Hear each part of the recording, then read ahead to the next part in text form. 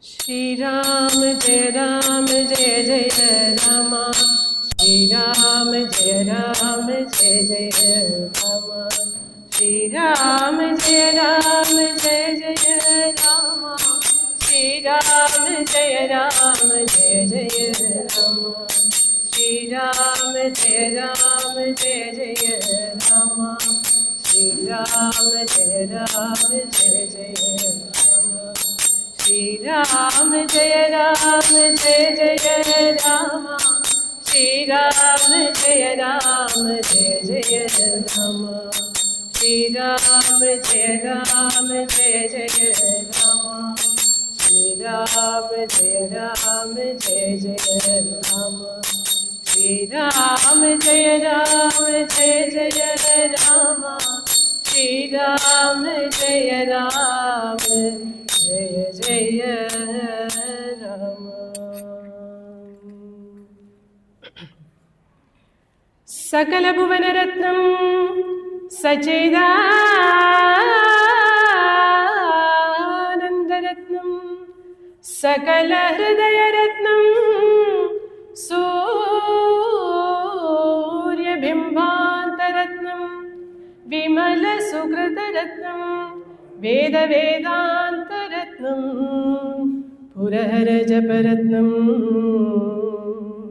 Patumam Ramaratnam Patumam Ramaratnam Patumam Ramaratnam Yatra Yatra Raghunatha Kirtanam Tatra Tatra Kritamastakāñjalim Bhāshpavāri Paripūranalochanam Mārutim Namata Rakshasantakam Hare Rameti Krishneti Nama Sankirtanam Sada Lokakshemaya Kurvantam Premikam Sadgurum Bhaje Premikam Sadgurum Bhaje Premikam Sadgurum Bhaje Janaki Kanta Smaranam Jai Jai Rama Rama Anjaneya Swaminah Jai Sadgurunath Maharaj Ki Jai. Srimad Valmiki ராமாயணத்தில் நவாகமா 9 நாட்கள் கதையை அனுபவிக்கணும் அப்படின்னு 2 நாட்கள் நல்லபடியாக முடிஞ்சுது. இன்னும் 7 நாட்கள் அதே போல் உற்சாகமாக கமகமன்னு இந்த கதைகள் ஜாம்னு போயிட்டே இருக்குது. இன்றைக்கி அயோத்தியா காண்டத்துக்குள்ளே நம்ம பிரவேசிக்கிறோம். நேற்றுக்கு வரைக்கும் பாலகாண்டத்துடைய கதைகள், குழந்தைகள் முதல் நாள் பிறந்தா, நேற்றுக்கு அந்த குழந்தைகளுக்கு கல்யாணம் ஆச்சு அப்படிங்கிற வரைக்கும் பார்த்தோம். பாலகாண்டத்தில் ஆனந்தம் அப்படிங்கிற ரசம் தான் தலை தூக்கி இருந்தது அப்படின்னு பார்த்தோம். நவரசங்கள் நிறைஞ்சது தான் ராமாயணம். இன்னைக்கு அயோத்தியா காண்டத்துக்குள்ள நுழைய போகிறோம். இதில் 8 ரசங்கள் இருக்கும். ஒரே ஒரு ரசம் பீபத்சம் அப்படிங்கிற ரசம் மட்டும் அயோத்தியா காண்டத்தில் கிடையாது. பீபத்சம்னா அருவருப்பு, அதுவும் ஒரு ரசம் தான். அது அரண்ய காண்டத்தில் ராட்சசர்கள் எல்லாம் வரும்பொழுது அந்த காண்டத்தில் மட்டும்தான் அந்த ரசம் வரும். அரண்ய காண்டத்துக்கு தான் 9 ரசங்களும் இருக்கிற அந்த ஒரு பேர். அயோத்தியா காண்டத்துக்கு பீபத்ச ரசம் மட்டும் கிடையாது, மிச்சம் 8 ரசங்களும் உண்டு. நேற்றுக்கு சொன்னது போல் அயோத்தியா காண்டம் அப்படிங்கிறது இந்த ராமாயணத்துக்கே ஒரு பேக் போன் போல இருக்கக்கூடிய காண்டம். நிறைய கதாபாத்திரங்கள், எல்லாரும் முக்கியப்பட்டவா, அத்தனை பேரும் குணவான்கள். அவ்வளவு குணங்களையும் அவள் பேசக்கூடிய அழகு ஒன்னொன்னையும் அணு அணுவாக ரசிக்கணும். நம்ம தினவதீர இந்த ராமகதையை அனுபவிக்க போகிறோம். அதனால ஒரு 5-10 நிமிஷம் கொஞ்சம் எக்ஸ்ட்ரா டைம் ஆச்சு அப்படின்னா கூட 2 மணி நேரத்துக்கு மேலே ஆகாது. இருந்தாலும் அந்த கதை போகிற போக்கில் கொஞ்சம் எக்ஸ்ட்ரா ஆச்சுன்னா கூட அந்த கதையை முழுசாக சொல்லணும் அப்படிங்கிற ஆசையில் இங்கே அனுபவிக்க போகிறோம். கொஞ்சம் பொறுமையாக இருந்து எல்லாரும் கேட்டுட்டும் அதுக்கப்புறமா டிஸ்பர்ஸ் ஆகிக்கலாம். இது ஒரு சின்ன ரிக்வெஸ்ட் எல்லார்கிட்டையும். இன்றைக்கி கௌசல்யா மங்களாசாஸ்திரம் அப்படிங்கிற கட்டம், அது வரைக்கும் உண்டான கதைகளை பார்க்க போகிறோம். சீதாராமர்களுடைய கல்யாணம் ஆச்சு அப்படிங்கிறத நேற்றுக்கு பார்த்தோம் இல்லையா? அதுக்கப்புறம் தாம்பத்தியம் அப்படிங்கிறது ஒரு முக்கியமான ஒரு கிரகஸ்தாசிரமம். கிரகஸ்தாசிரமம் அப்படிங்கிறது தான் 4 ஆசிரமங்களையும் ரொம்ப தலை சிறந்த ஆசிரமமாக சொல்லப்படுறது. பிரம்மச்சரியம், கிரகஸ்தாசிரமம், வனப்பிரஸ்தம், சந்நியாசம்ங்கிற 4 ஆசிரமங்களில் கிரகஸ்தாசிரமம் ரொம்ப வசதி அப்படின்னு சொல்லப்படுறது. சாதாரணமாக பிராகிருத்தமாக இருக்கக்கூடிய சதிபதிகள் ஒத்துமையாக அந்யோன்யமாக இருந்தாலே நம்ம ரொம்ப ஆச்சரியப்பட்டு போற்றத்தக்கதாக இருக்குது. சதிபதிகள் தான் அவளுக்கு நடுவில் கூட போகக்கூடாதுன்னெலாம் நம்ம சொல்கிறோம். இது சாதாரணமாக இங்கே இருக்கக்கூடிய சதிபதிகளே இப்படிங்கும் பொழுது சாக்ஷாத் ஜெகத் ஜனனி லோகநாதனாக இருக்கக்கூடிய அந்த சீதாராமர்களுடைய தாம்பத்தியம் அப்படிங்கிறது ரொம்ப சிறப்பு வாய்ந்தது, போற்றத்தக்கது. நம்ம எல்லாருக்குமே ஒரு ரோல் மாடலாக இருந்து வாழ்ந்து காட்டின தெய்வங்கள் அவ ரெண்டு பேரும். வாகர்த்தாவிவ சம்பிருக்தம் வாகர்த்த பிரதிபத்தையே ஜெகத பிதரவு வந்தே பார்வதி பரமேஸ்வரம். இது காளிதாசருடைய ஸ்லோகம். பார்வதியும் பரமேஸ்வராலும் எப்படின்னாக்க வாக்கும் அர்த்தமும் எப்படி பிரிக்கவே முடியாதோ, ஒரு சொல் சொன்னோம் அப்படின்னாக்கா அதோட அர்த்தமும் சேர்ந்து தானே வருது. அதுபோல அவ ரெண்டு பேரையும் பிரிக்கவே முடியாது அப்படின்னு காளிதாசருடைய பாவம். இது சீதாராமர்களுக்கும் பொருந்தும். அவளும் அப்படித்தான், அப்படி ஒரு அந்யோன்யமான தம்பதிகள். சீதை மனசுல என்ன நினைக்கிறா அப்படிங்கிறது ராமருக்கு முன்னாடியே தெரிஞ்சிடும். ராமர் என்ன நினைச்சுட்டு இருக்கார் அப்படிங்கிறது சீதைக்கு தெரிஞ்சிடும். ஆக்கியாதி ஹிருதயம் ஹிருதா அப்படின்னு மனசுனாலதான் அவ நிறையா பேசிப்பாளாம், வாக்குனால பேசுறத காட்டிடும். தஸ்யாஸ்ய பர்த்தாத்விகுணம் ஹிருதயே பரிவர்த்ததே அந்தர்கதம் அபிவ்யக்தம் ஆக்கியாதி ஹிருதயம் ஹிருதா. எப்போவுமே கல்யாணம் பண்ணிக்கிறதுக்கு முன்னாடி பெண்கள் எல்லாருமே அவளுக்கு வரக்கூடிய கணவர் எப்படி இருக்கணும் அப்படின்னு ஒரு லிஸ்ட், ஒரு கற்பனை பண்ணி வச்சிருப்போம். இன்னென்ன குணங்கள் இருந்தால் நல்லா இருக்குமே அப்படின்னு. அதுபோல் சீத்தியம் ஒரு லிஸ்ட்டு ப்ரிப்பேர் பண்ணி வச்சிருக்கா, தனக்கு வரக்கூடிய ஆத்துக்காரர் என்னென்ன குணங்களோடு இருக்கணும் அப்படின்னு.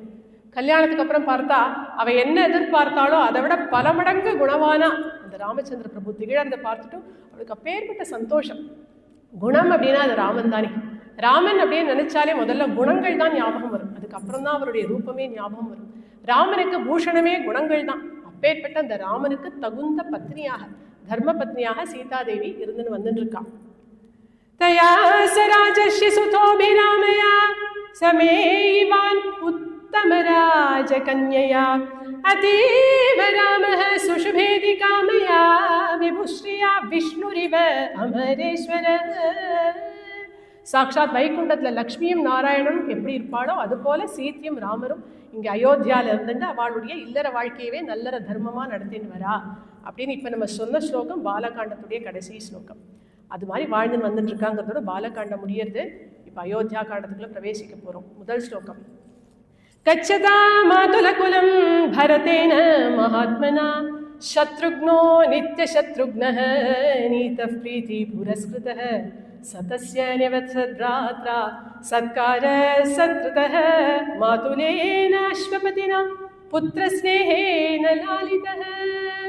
சீதாராமர்களுடைய கல்யாணத்துக்கு பரதனுடைய மாமா யுதாஜித் அப்படிங்கிற மாமா வந்திருக்கார். கைகேயினுடைய சகோதரன் இந்த யுதாஜித் அப்படிங்கிறவர். அங்கேருந்து குழந்தைகளை பார்க்கணும்னு அயோத்தியாவுக்கு தான் வர, வருமானை பார்க்கணும் அப்படின்னு. ஆனால் அயோத்தியாவில் யாருமே இல்லை, எல்லாரும் மிथिला தேசத்துக்கு போயாச்சு அப்படின்னா சரி நம்மளும் போவோம், கல்யாணம் தானே அப்படின்னு போய் பார்த்தா அப்போ தான் அங்கே பரதனுக்கும் கல்யாணம்லாம் அங்கே தானே நிச்சயமாகுது. எல்லாத்தையும் பார்த்துட்டும் இவாளெல்லாம் திரும்பி வரும்பொழுது அவளோட சேர்ந்து யுதாஜித்தும் அயோத்தியாவுக்கே திரும்பி வர. வந்துட்டு தசரதர்கிட்ட கேட்குறேன், என்னுடைய மருமான் பரதனை எங்கள் ஆற்றுல கூட்டின்னு போய் கொஞ்ச நாள் வச்சுட்டு லாலனை பண்ணணும்னு ஆசையாக இருக்குது, நான் கூட்டிகிட்டு போகலாமா, மருமானை கூட்டின்னு போகிறதுக்கு வந்திருக்கேன் அப்படின்னு சொன்னோன்னே சந்தோஷப்பட்டார். அதுக்கு என்ன, கூட்டின்னு போங்களே, கொஞ்ச நாள் வச்சுட்டும் லாலனை பண்ணிட்டும் திரும்பி அனுப்பி கொடுங்கோ அப்படின்னு தசரதரும் சம்மதிக்க யுதாஜித் பரதனை கூட்டின்னு போகிறதுக்காக வர. பரதன் என்ன பண்ணுறாருன்னா, பரதனையும் சத்ருக்னையும் பிரிக்கவே முடியாது இல்லையா, நேற்றுக்கே பார்த்தோமே, தன் பிராணன்களை காட்டிலும் சத்ருக்னன் மேலே அப்பேற்பட்ட ஒரு பிரீத்தி புரஸ்கிருத்தக, தன் கூட பேச்சு துணைக்கு தன் கூடவே இருக்கணும்னு ஆசையாக கூட்டிகிட்டு போகிறாராம். சத்ருக்னன் கூட நான் வரட்டுமான்னு கேட்கல, யுதாஜித் மாமா கூப்பிட்டான, டே நீயும் வாடா சத்ருக்னா அப்படின்னு தானே பரதனே சத்ருக்னையும் சேர்த்து கூட்டிகிட்டு போகிறான். அங்கே போனோன்னே 2 குழந்தைகளையும் ரொம்ப நன்னா பார்த்துக்கிறான். அந்த யுதாஜித் அப்படிங்கிற பரதனுடைய மாமாவும் அவருடைய தாத்தா அஸ்வபதி கைகேயினுடைய அப்பா, இவா 2 பேரும் ரொம்ப நன்னா அந்த குழந்தைகளை நன்னா கவனிச்சுக்கிறான். பரதன் மட்டும்தானே மருமான் இல்லை பேரன், இருந்தாலும் 2 குழந்தைகளையுமே பாரபட்சமே இல்லாமல் ரொம்ப நன்னா கவனிச்சுக்கிறான், ஒரு குறைச்சல் கிடையாது. அப்படி சந்தோஷமா எல்லா வசதிகளும் இருக்கு, நல்ல சத்சங்கங்கள் இருக்கு, கேளிக்கைகள் இருக்கு, சாப்பாட்டுக்கு எந்த குறைச்சலுமே கிடையாது. ஜாம் ஜாம் ஜாம் ஜாம்னு 2 குழந்தையும் அப்படி பார்த்துக்கிறா அவ 2 பேரும். ஆனா இருந்தாலும் தத்ராபி நிவசந்தௌ தௌ தர்ப்யமானௌ ச காமதः பிராதரௌ ஸ்வரசம்பன்னௌ. அவ 2 பேரும் என்ன பண்றா, 2 பேரும் இழைச்சுட்டே வராளாம். நல்லா பார்த்துட்டாலும் 2 குழந்தைகளும் ரொம்ப இழைச்சுட்டே வரா, பரதனும் சத்ருக்னனும். ஏன் இழைப்பானே அப்படின்னா, அவள் 2 பேருக்கும் தசரதர் அப்பாவை விட்டுட்டு வந்துட்டோமே அப்படின்னு தோன்றுறது. வயசான காலத்தில் அப்பாவை இப்படி விட்டுட்டு வந்துட்டோமே, அவர் கூடவே இருந்து பாத சேவை பண்ண வேண்டாமா அவரோடவே சேர்ந்து இருந்துட்டு ராஜ்யத்தை எப்படி ஆட்சி பண்ணணுங்கிறதுலாம் நம்ம கற்றுக்க வேண்டாமா, இப்படி கூட இல்லாமல் திரும்பி வந்துட்டோமே அப்படின்னு அப்பாவோட ஞாபகமாகவே இருக்குது 2 குழந்தைகளுக்கும். அதனாலே அழைச்சி போகிறா. ஆனால் அவளுக்குள்ளேயே ஒரு சமாதானம், சரி நம்ம தான் இங்கே வந்துட்டோம், அங்கே ராமண்ணாவும் லக்ஷ்மணனும் நன்னா பார்த்துப்பா, அப்பாவை அவா 2 பேரும் பார்த்துக்க இருக்கா அப்படின்னு அவளுக்குள்ளேயே ஒரு சமாதானமும் பேசிட்டு இருக்கா. சரி, இந்த 2 குழந்தைகள் தான் இங்கே இழைச்சிட்டு இருக்கா. அங்கே ராஜா எப்படி இருக்கா அப்படின்னா, ராஜாபி தப்யமானஸ்ய, அவரும் அங்கே வந்து இழைச்சிட்டே இருக்கார். சஸ்மார புரோஷிதௌ சுதௌ பௌ பரத சத்ருக்னௌ மகேந்திர வருணோபமோ. ராஜாவுக்கு 4 குழந்தைகளும் சேர்த்து பார்த்து பழக்கம்.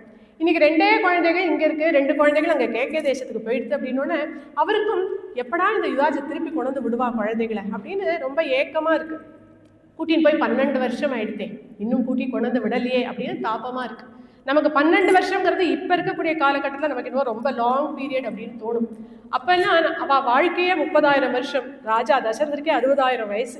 அப்படிங்கும்பொழுது 12 வருஷங்கிறது அவளுக்கு ஒரு பெரிய காலம்னு இல்லை, ஒரு 3 மாதம் 6 மாதம் போல தான். சரி, போய் 6 மாதம் ஆச்சு, 12 வருஷம் ஆச்சே, திரும்பி வந்துடலாமே, கூட்டி கொண்டு வந்து விட்டுடலாமே அப்படின்னு ராஜாவுக்கு தோன்றது. சொல்லி அனுப்பினா கொண்டு வந்து விட்டுட போறா, யுதாஜை திருப்பி அனுப்பிடுடா அப்படின்னு சொன்னால் கொண்டு வந்து விட்டுட போறா. ஆனால் தாட்சிணியமாக இருக்கு. ஐயோ பாவம், வார்த்தை புள்ள குழந்தைகள் கிடையாது, அதனால லாலனை பண்ணிக்கிறதுக்காக கூட்டின்னு போயிருக்கா, அவளே கொண்டு வந்து விடுவா, கொஞ்ச நாள் கழிச்சு கொண்டு வந்து விட்டுடுவான்னு இவர் இங்கே காத்துட்டே இருக்க. இது போல அங்கே இருந்த 2 குழந்தைகளுக்கும் தாபமாக இருக்கு, ராஜாவுக்கும் தாபமாக இருக்கு. ராஜாவுக்கு 4 குழந்தைகளும் ரொம்ப பிரியமானவா, 4 குழந்தைகளையும் ரொம்ப பிடிக்கும். நம்ம உடம்புலேயே இருக்கக்கூடிய பாடி பார்ட்ஸ் எல்லாத்துலேயும் நமக்கு பிடிக்கிறது இல்லையோ, அபிமானம் இருக்கோ இல்லையோ, அது போல ராஜாவுக்கு 4 குழந்தைகள் மேலேயும் அபிமானம் இருந்தாலும் தேஷாமபி மகாதேஜா ராமோ ரதிகரஹ பிதுஹ ஸ்வயம் பூரிவ பூதானாம் பபூவ குணவத்தரஹ. 4 குழந்தைகள் மேலும் பிரியமா இருந்தாலும் ராமன் அப்படின்னா அது ஒரு ஸ்பெஷல் பிரியம், அலாதி பிரியம், அலாதி பிரேமி. ராஜாவுக்கு தான் அப்படின்னு இல்லை, அங்கே இருக்கக்கூடிய ஜனங்கள் அத்தனை பேருக்குமே ராமன் தான் அவ்வளோ பிடிக்கும். அந்த 3 அம்மாக்களுக்குமே ராமன் தான் பிடிக்கும். அந்த 3 சகோதரர்களுக்குமே தங்களை காட்டிலும் ராமண்ணா ராமண்ணான்னு உருகுவா. அப்பேற்பட்ட அலாதியான பிரியம் அந்த ராமன் மேலே. என்ன காரணம்? சதோ நித்யம் பிரசாந்தாத்மா மிருதுபூர்வம் ச பாஷதே உச்யமானோபி பருஷம் நோதரம் பிரதிபத்யதே. நித்தியம் பிரசாந்தாத்மா, எப்பவுமே சாந்த ஸ்வரூபமாக இருப்பார் அந்த ராமன். பார்க்கும் பொழுது அவ்வளோ ஆசையாக இருக்கும், சாந்தமாக சிரிச்ச முகமாக, பார்த்தாலே ஆனந்தம் பொங்கக்கூடிய ரூபம் அவருக்கு. மிருதுபாஷி, ரொம்ப மிருதுவாக பேசுவார், ரொம்ப கடிஞ்சு பேசவே மாட்டார், சண்டு புழுங்கெலாம் விழமாட்டார், யார்கிட்ட பேசினாலுமே ரொம்ப மிருதுவாக பேசுவார். அப்பேற்பட்ட அந்த ராமன், அவருக்கு ஏதாவது உபகாரம் பண்ணுற மாதிரி நேர்ந்தது, ஏனக்கேன பிரகாரமே நேர்ந்தா கூட அதை கடைசி வரைக்கும் ஞாபகம் வச்சுப்பாராம், மறக்கவே மாட்டாராம். அப்படி ராமனுக்கு யாராவது உபகாரம் பண்ணிட முடியுமா? அவர் எப்பேற்பட்டவர்? சர்வேஸ்வரனுக்கு சாதாரண சாமானியப்பட்டவா உபகாரம் பண்ண முடியுமா? சர்வசக்தனுக்கு அசக்தன் உபகாரம் பண்ண முடியுமா? சர்வஜனுக்கு அக்ஞன் உபகாரம் பண்ண முடியுமா? சக்கரவர்த்தி திருமணங்களுக்கு சாமானியப்பட்டவா உபகாரம் பண்ண முடியுமா? இல்லை அவர் உபகாரத்தை எதிர்பார்க்கிறாரா அப்படின்னா அதுவும் கிடையாது. அப்போ உபகாரம்னா என்ன அப்படின்னா, உபகாரம் பண்ணுற மாதிரி நேர்ந்துட்டா கூட அது பெரிய உபகாரம்னு நினச்சிட்டு ஞாபகம் வச்சுப்பார் அப்படின்னு. இந்த இடத்துல புரியறதுக்கு ஒரு திருஷ்டாந்தம் சொல்கிறது உண்டு. ஒரு 4 வயசு அம்பி, அவனுக்கு கண்ணெல்லாம் பொங்கி இருக்கு. அதனால அவள் அம்மா எப்போவுமே சனிக்கிழமை தோறும் அவனுக்கு எண்ணெய் தேய்ச்சி குளிப்பாட்டி விடுறது வழக்கம். அதனால அந்த குழந்தைய வாடானா வரவே வராது, வேண்டாம் போ, அரப்பெல்லாம் கண்ணில் விழும், நான் வரமாட்டேன் போ அப்படின்னு அடம் பிடிக்கும். இல்லைடா, அரப்பு கண்ணில் விழாமல் பார்த்து தேய்க்கிறேன்டா, வாடா, வேண்டாம் போ, நான் வரமாட்டேன், ஓடும் அந்த குழந்தை. அம்மா என்ன சொல்லுவாங்க, பேர் 5 ஸ்டார் வச்சுருக்கேன், நீ சவத்தா வந்து உட்காச்சிட்டு எண்ணெய் தேய்ச்சினேன்னா 5 ஸ்டார் கொடுப்பேன், நிச்சயமாக கொடுப்பியா? நிச்சயமாக கொடுப்பேன் அப்படின்னோடனே அந்த குழந்தை வந்து உட்கார்றது. எப்படியோ தஜா பண்ணி எண்ணெய் தேய்ச்சி குளிப்பாட்டி விட்றான் சனிக்கிழமை. வாரம் சனிக்கிழமை இதுதான் கலாட்டா வாத்தில். இப்படியே இருந்துட்டு இருக்கும் பொழுது திடீர்னு ஒரு சனிக்கிழமை அந்த குழந்தையே ஒரு பலகாயை போட்டுண்டு அதில் உட்காச்சுண்டு, அம்மா எனக்கு சனிக்கிழமையாச்சே, எனக்கு எண்ணெய் தேய்ச்சி விடுமா அப்படின்னு சொன்னால் அந்த அம்மா என்ன சொல்லுவா? உபகாரம் பண்ணிடடா குழந்தை, உபகாரம் பண்ணினேன் அப்படி சொல்லுவா இல்லையா? இந்த குழந்தை தானே வந்து உட்கார்ந்துன்றதுனால அந்த அம்மாவுக்கு என்ன உபகாரம்? அதோட நல்லதுக்கு தானே அது உட்கார்ந்துக்கிறது. ஆனால் அது உபகாரம்னு நினைச்சுக்கிறா இல்லையா? அந்த குழந்தை தன்னோட நல்லதுக்காக படுத்தாம தானாகவே சமத்தா வந்து உட்கார்ந்துட்டு தந்த தாய் தனக்கு உபகாரம்னு நினைச்சுக்கிறது போல ராமனுக்கு ஏதாவது உபகாரம் பண்ணின மாதிரி நேர்ந்தா அதை கூட மறக்க மாட்டாராம். அடே அப்பா, உபகாரத்தையே கடைசி வரை ஞாபகம் வச்சுப்பார் அப்படின்னா அவர்கிட்ட நம்ம பண்ணக்கூடிய அபகாரங்கள் அபச்சாரங்களை எப்படி ஞாபகம் வச்சுப்பார் அப்படின்னாக்க கண்டுக்கவே மாட்டாராம். எதனால? ஆத்மவத்தையா, அவருக்கு சுவாபாவிகமாகவே எல்லார் மேலேயும் காருண்யம் உண்டு. அந்த கருணை இருக்கிறதுனால எவ்வளவு அபச்சாரப்பட்டாலும் அதை ஞாபகம் வச்சுக்கிறது இருக்கட்டும், மறந்து போயிடர் கண்டுக்கவே மாட்டார். அது ஒரு அபச்சாரம் அப்படின்னே நினைச்சிட மாட்டார். அப்படி மன்னிக்கக்கூடிய காரணம் நிறைஞ்ச அந்த ராமன் அப்படின்னு இந்த ராம குணங்கள் எல்லாத்தையும் ஒரு ராஜா நினைச்சுட்டே வர திடீர்னு ஒரு நாள் அவருக்கு தோன்றது, சரி ராமனுக்கும் 24-25 வயசு ஆயிடுது, நம்ம நன்னா இருக்கும் பொழுதே அந்த ராமனுக்கு யுவராஜ பட்டாபிஷேகம் பண்ணிட்டா என்ன, அவனுக்கோ எல்லா தகுதிகளும் இருக்கு, ஏன் அவனுக்கு பண்ணக்கூடாதுன்னு திடீர்னு ஒரு நாள் தசரதற்கு தோன்றது. உடனே என்ன பண்ணார், ஒரு பெரிய சபையை கூட்டினார். ததஹ பரிஷதம் சர்வாம் ஆமந்த்ய வசுதாதிபஹ ஹிதம் உத்தர்ஷனம் சைவம் உவாச்ச பிரதிதம் வஜஹ துந்துபிஸ்வன கல்பேன கம்பீரேண அனுநாதினா கஜேன மஹதா ராஜா ஜீமூத இவநாதயம் ராஜலக்ஷணயுக்தேன காந்தேன அனுபமேன ச உவாச்ச ரசயுக்தேன த்ருபேண த்ருபதன் த்ருபான். இங்க எப்படி அந்த ராஜாவுடைய குரல் இருக்கு அப்படிங்கிறதுக்கு 2 ஸ்லோகங்கள். அப்படியே கம்பீரமா இடி முழக்கம் போல இருக்கு அவருடைய குரல். எவ்வளவு பேர் இருந்தாலும் எதிரொலிக்கக்கூடிய குரல், எல்லாருக்கும் இவர் பேசுறது கேட்கும். தெளிவா பேசுறார், ராஜ லட்சணங்களோட பேசுறார், ஆக்கர்ஷிக்கிறது போல பேசுறார், வசீகரமா பேசுறார், ஹிதத்தை எடுத்து சொல்லி பேசுறார், ரசமா பேசுறார் அப்படின்னு இவ்வளோ அழகா அந்த ராஜா பேசுறார். சரி, அப்படி என்ன இன்னைக்கு ரசமா அந்த ராஜா பேசுறார் அப்படின்னாக்க அவர் சொல்ற, இன்னைக்கு சபைக்கு வரதுக்காக நான் அலங்காரம் பண்ணிக்கிறதுக்காக கண்ணாடி முன்னாடி போய் நின்னேன்னா இன்னைக்கு தான் கவனிச்சேன், என் மீசதாடி எல்லாம் கூட நிறைச்சு போயிட்டேன், என் கேசபாரங்கள் எல்லாம் நிறைச்சு போயிட்டேன்னு இன்னைக்கு தான் நான் கவனிச்சேன். அப்புறம் யோசனை பண்ணி பார்த்தேன் இதுக்கு என்ன காரணம் அப்படின்னு. இந்த வெண்கொற்ற குடியின் கீழே உட்கார்ந்து பல வருஷ காலங்களா நான் ஆட்சி பண்ணிட்டு இருக்கிறதுனால அந்த வெண்கொற்ற குடியோட காந்தியானது என்னுடைய கேசபாரங்கள்ல பட்டு என் கேசபாரங்கள் கூட நிறைச்சு போயிட்டேன், எல்லாம் சில்வர் ஹேரா மாறிடுத்தேன் அப்படின்னு தனக்கு வயசாயிடுது அப்படிங்கிறத இவ்வளோ அழகா ரசமா சொல்றார் அப்படின்னு அவ்வளோ அழகா பேசுவாராம். எல்லாரையும் அப்படி வசீகரம் பண்ற மாதிரி பிரியமா பேசக்கூடிய அந்த ராஜா இன்னைக்கு என்ன சொல்றார், விதிதம் பவதாமேதத் யதா மே ராஜ்யமுத்தமம் பூர்வகைஹ மம ராஜேந்திரைஹ சுதவத் பரிபாலிதம். சபையோர்களே, ஜனங்களே, இது வரைக்கும் இக்ஷ்வாகு வம்சத்துல நிறைய ராஜாக்கள் வந்துட்டு இருக்கான். அத்தனை பேருமே அவளோட பிரஜைகளை சுதவது பரிபாலித்தம், குழந்தைகளை போலதான் பார்த்து வந்துட்டு இருக்கான். நானும் அந்த ரீதியில யதாசக்தி என்னால முடிஞ்ச வரைக்கும் உங்களெல்லாம் நல்லா சௌக்கியமா பார்த்து வந்துட்டு இருக்கேன். அப்பேற்பட்ட உங்க எல்லாருக்கும் இன்னைக்கு நான் ஒரு ஸ்ரேயஸை பண்ண போறேன் அப்படின்னு சொல்றேன். எல்லாரும் ஒருத்தருக்கு ஒருத்தர் பார்த்துக்கிறான். இதுக்கு மேல என்ன இன்னும் ஸ்ரேயஸ் பண்றதுக்கு இருக்கு, நம்ம ஏற்கனவே சந்தோஷமா தானே இருக்கும், ஒரு குறையுமே இல்லையே, இதையும் காட்டிலும் என்ன ஸ்ரேயஸ் பண்ண போறார் அப்படின்னு எல்லாரும் ஒரு கேள்விக்குறியோட அந்த ராஜாவை பார்க்கும் பொழுது இப்ப அந்த ராஜா சொல்றார், இதம் ஷரீரம் லோகஸ்ய கிருஷ்ணஸ்ய சரதாஹிதம் பாண்டரஸ்யாத பத்ரஸ்ய சாயாயாம் சரிதம் மயா பிராப்ய வர்ஷ சஹஸ்ராணி பஹூன்யாயுஷி ஜீவதः ஜீர்ணஸ்யாஸ்ய ஷரீரஸ்ய விஸ்ராந்திம் அபிரோச்சயே. எனக்கும் ரொம்ப வயசாயிடுது அப்படிங்கிறத நான் இன்னைக்கு தான் ரியலைஸ் பண்றேன். என்னுடைய தேகமும் தளர்ந்து போயிடுது, அதனால எனக்கு விஸ்ராந்தி எடுத்துக்கணும் அப்படின்னு தோணி போயிடுது. அதனால என்ன பண்ண போறேன் அப்படின்னாக்க, தம் சந்திரமிவ புஷ்யேன யுக்தம் தர்மபிருதாம்பரம் யவ்வராஜேன யோக்தாஸ்மி பிரீதः புருஷ புங்கவம். என் கண்ணுக்கும் கண்மணியான ராமன், அவன் மேல நான் எப்பேற்பட்ட பிரியம் வச்சிருக்கேன், பிரீத்தி வச்சிருக்கேன்னு உங்க எல்லாருக்குமே தெரியும்.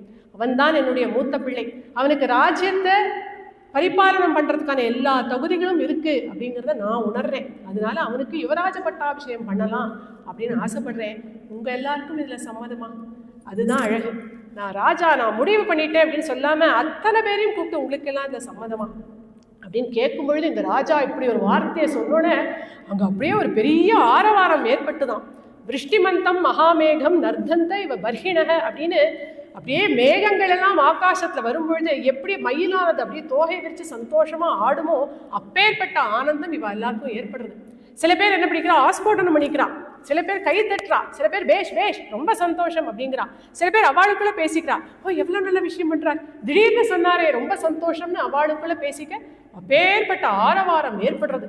உடனே எல்லாருமா சேர்ந்து அங்க இருக்கக்கூடிய ஜனங்கள் அத்தனை பேரும் சேர்ந்து ஒரே முக்கமா சொல்றா, இச்சாமோஹி மகாபாஹும் ரகுவீரம் மகாபலம் கஜேன மஹதாயாந்தம் ராமம் சக்ராவ்ரதானனம் கஜேன மஹதாயாந்தம் ராமம் சக்ராவ்ரதானனம். இச்சாமக இச்சாமக இச்சாமக, விரும்புகிறோம் விரும்புகிறோம் விரும்புகிறோம்.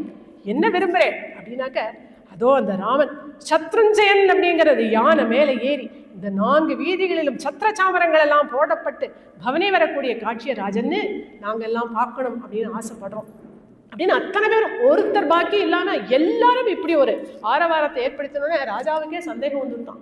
இது என்னது, இது நம்ம ராஜ்யத்தை ஏதாவது தவறு இருக்கா, தப்பு பண்ணிவிட்டேனா, என்ன ஒரேடியா உருட்டி தள்ளிவிட்டு ராமனை ராஜாவா ஆக்கணும் அப்படின்னு நினைக்கிறாள் அப்படின்னு அவன் ராஜாவுக்கு ஒரு சந்தேகம் வருது.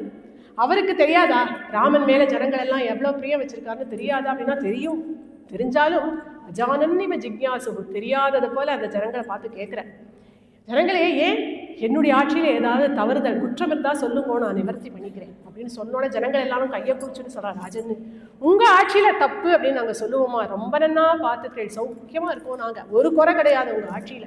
இருந்தாலும் சித்த முன்னாடி நீங்க என்ன சொன்னேன், இதம் சரீரம் லோகஸ்ய கிருஷ்ணஸ்ய சரதாஹிதம், எனக்கே வயசாயிடுத்து விஸ்ராந்தி எடுத்துக்கணும் சொன்னேன் இல்லையா. உங்களுக்கு நிஜமாவே வயசாயிடுது, அதனால நீங்க டெஃபினட்டா நீங்க ரெஸ்ட் எடுத்துக்கிறது தான் நியாயம். நீங்க ரெஸ்ட் எடுத்துக்கோங்க. அதோ அந்த ராமனை பட்டாபிஷிக்தனா ராஜகுமாரனா ரொம்ப அழகா ராஜாவா மணிமகுண்டம் சாத்திண்டு பார்க்கணும்னு எங்களுக்குலாம் ரொம்ப ஆசையா இருக்கு அப்படின்னு அந்த ஜனங்கள் சொல்லும்போது இப்ப ராஜா கேட்கிறான், அப்படி அந்த ராமன் மேல உங்களுக்கு இவ்வளவு பிரியம் வரத்துக்கு என்ன காரணம் அப்படின்னு அந்த ஜனங்கள் வர்ஷிச்சாலே பார்ப்போம். பகவோ நிருப கல்யாணா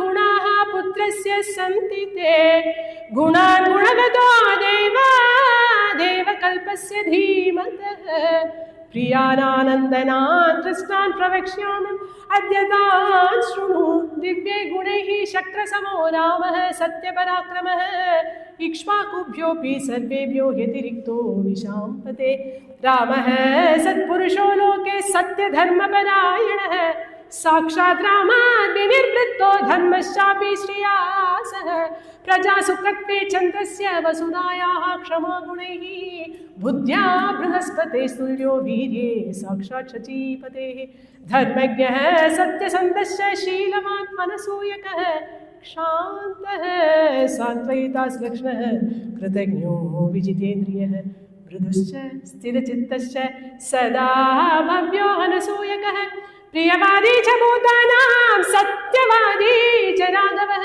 बहुश्रुतानां वृद्धानां ब्राह्मणानाम् उपासिता तेन अस्य इह अतुला कीर्तिः यशस्तेजस्य वर्तते देवासुरमनुष्याणां सर्वास्त्रेषु विशारदः सम्यक् विद्याव्रतस्नातो यथावत् साङ्गवेदवित् गान्धर्वे च भुवि श्रेष्ठो बभूव भरताग्रजः कल्याणाभिजनः साधुः अधीनात्मा महामतिः द्विजैरभिविनीतश्च श्रेष्ठे धर्मार्थनैपुणैः यदा व्रजते सङ्ग्रामं ग्रामार्थे नगरस्य वा गत्वा सौमित्रिसहितः नाभिजित्य निवर्तते सङ्ग्रामात् पुनरागम्य कुञ्जरेण रतेन वा पौरान् स्वजनं नित्यं कुशलं परिपृच्छति पुत्रेषु अग्निषु दारेषु तेषु शिष्यगणेषु च निखिलेनानुपूर्व्या च पिता पुत्राणि वौरसान् शुश्रूषन्ते च वः शिष्यः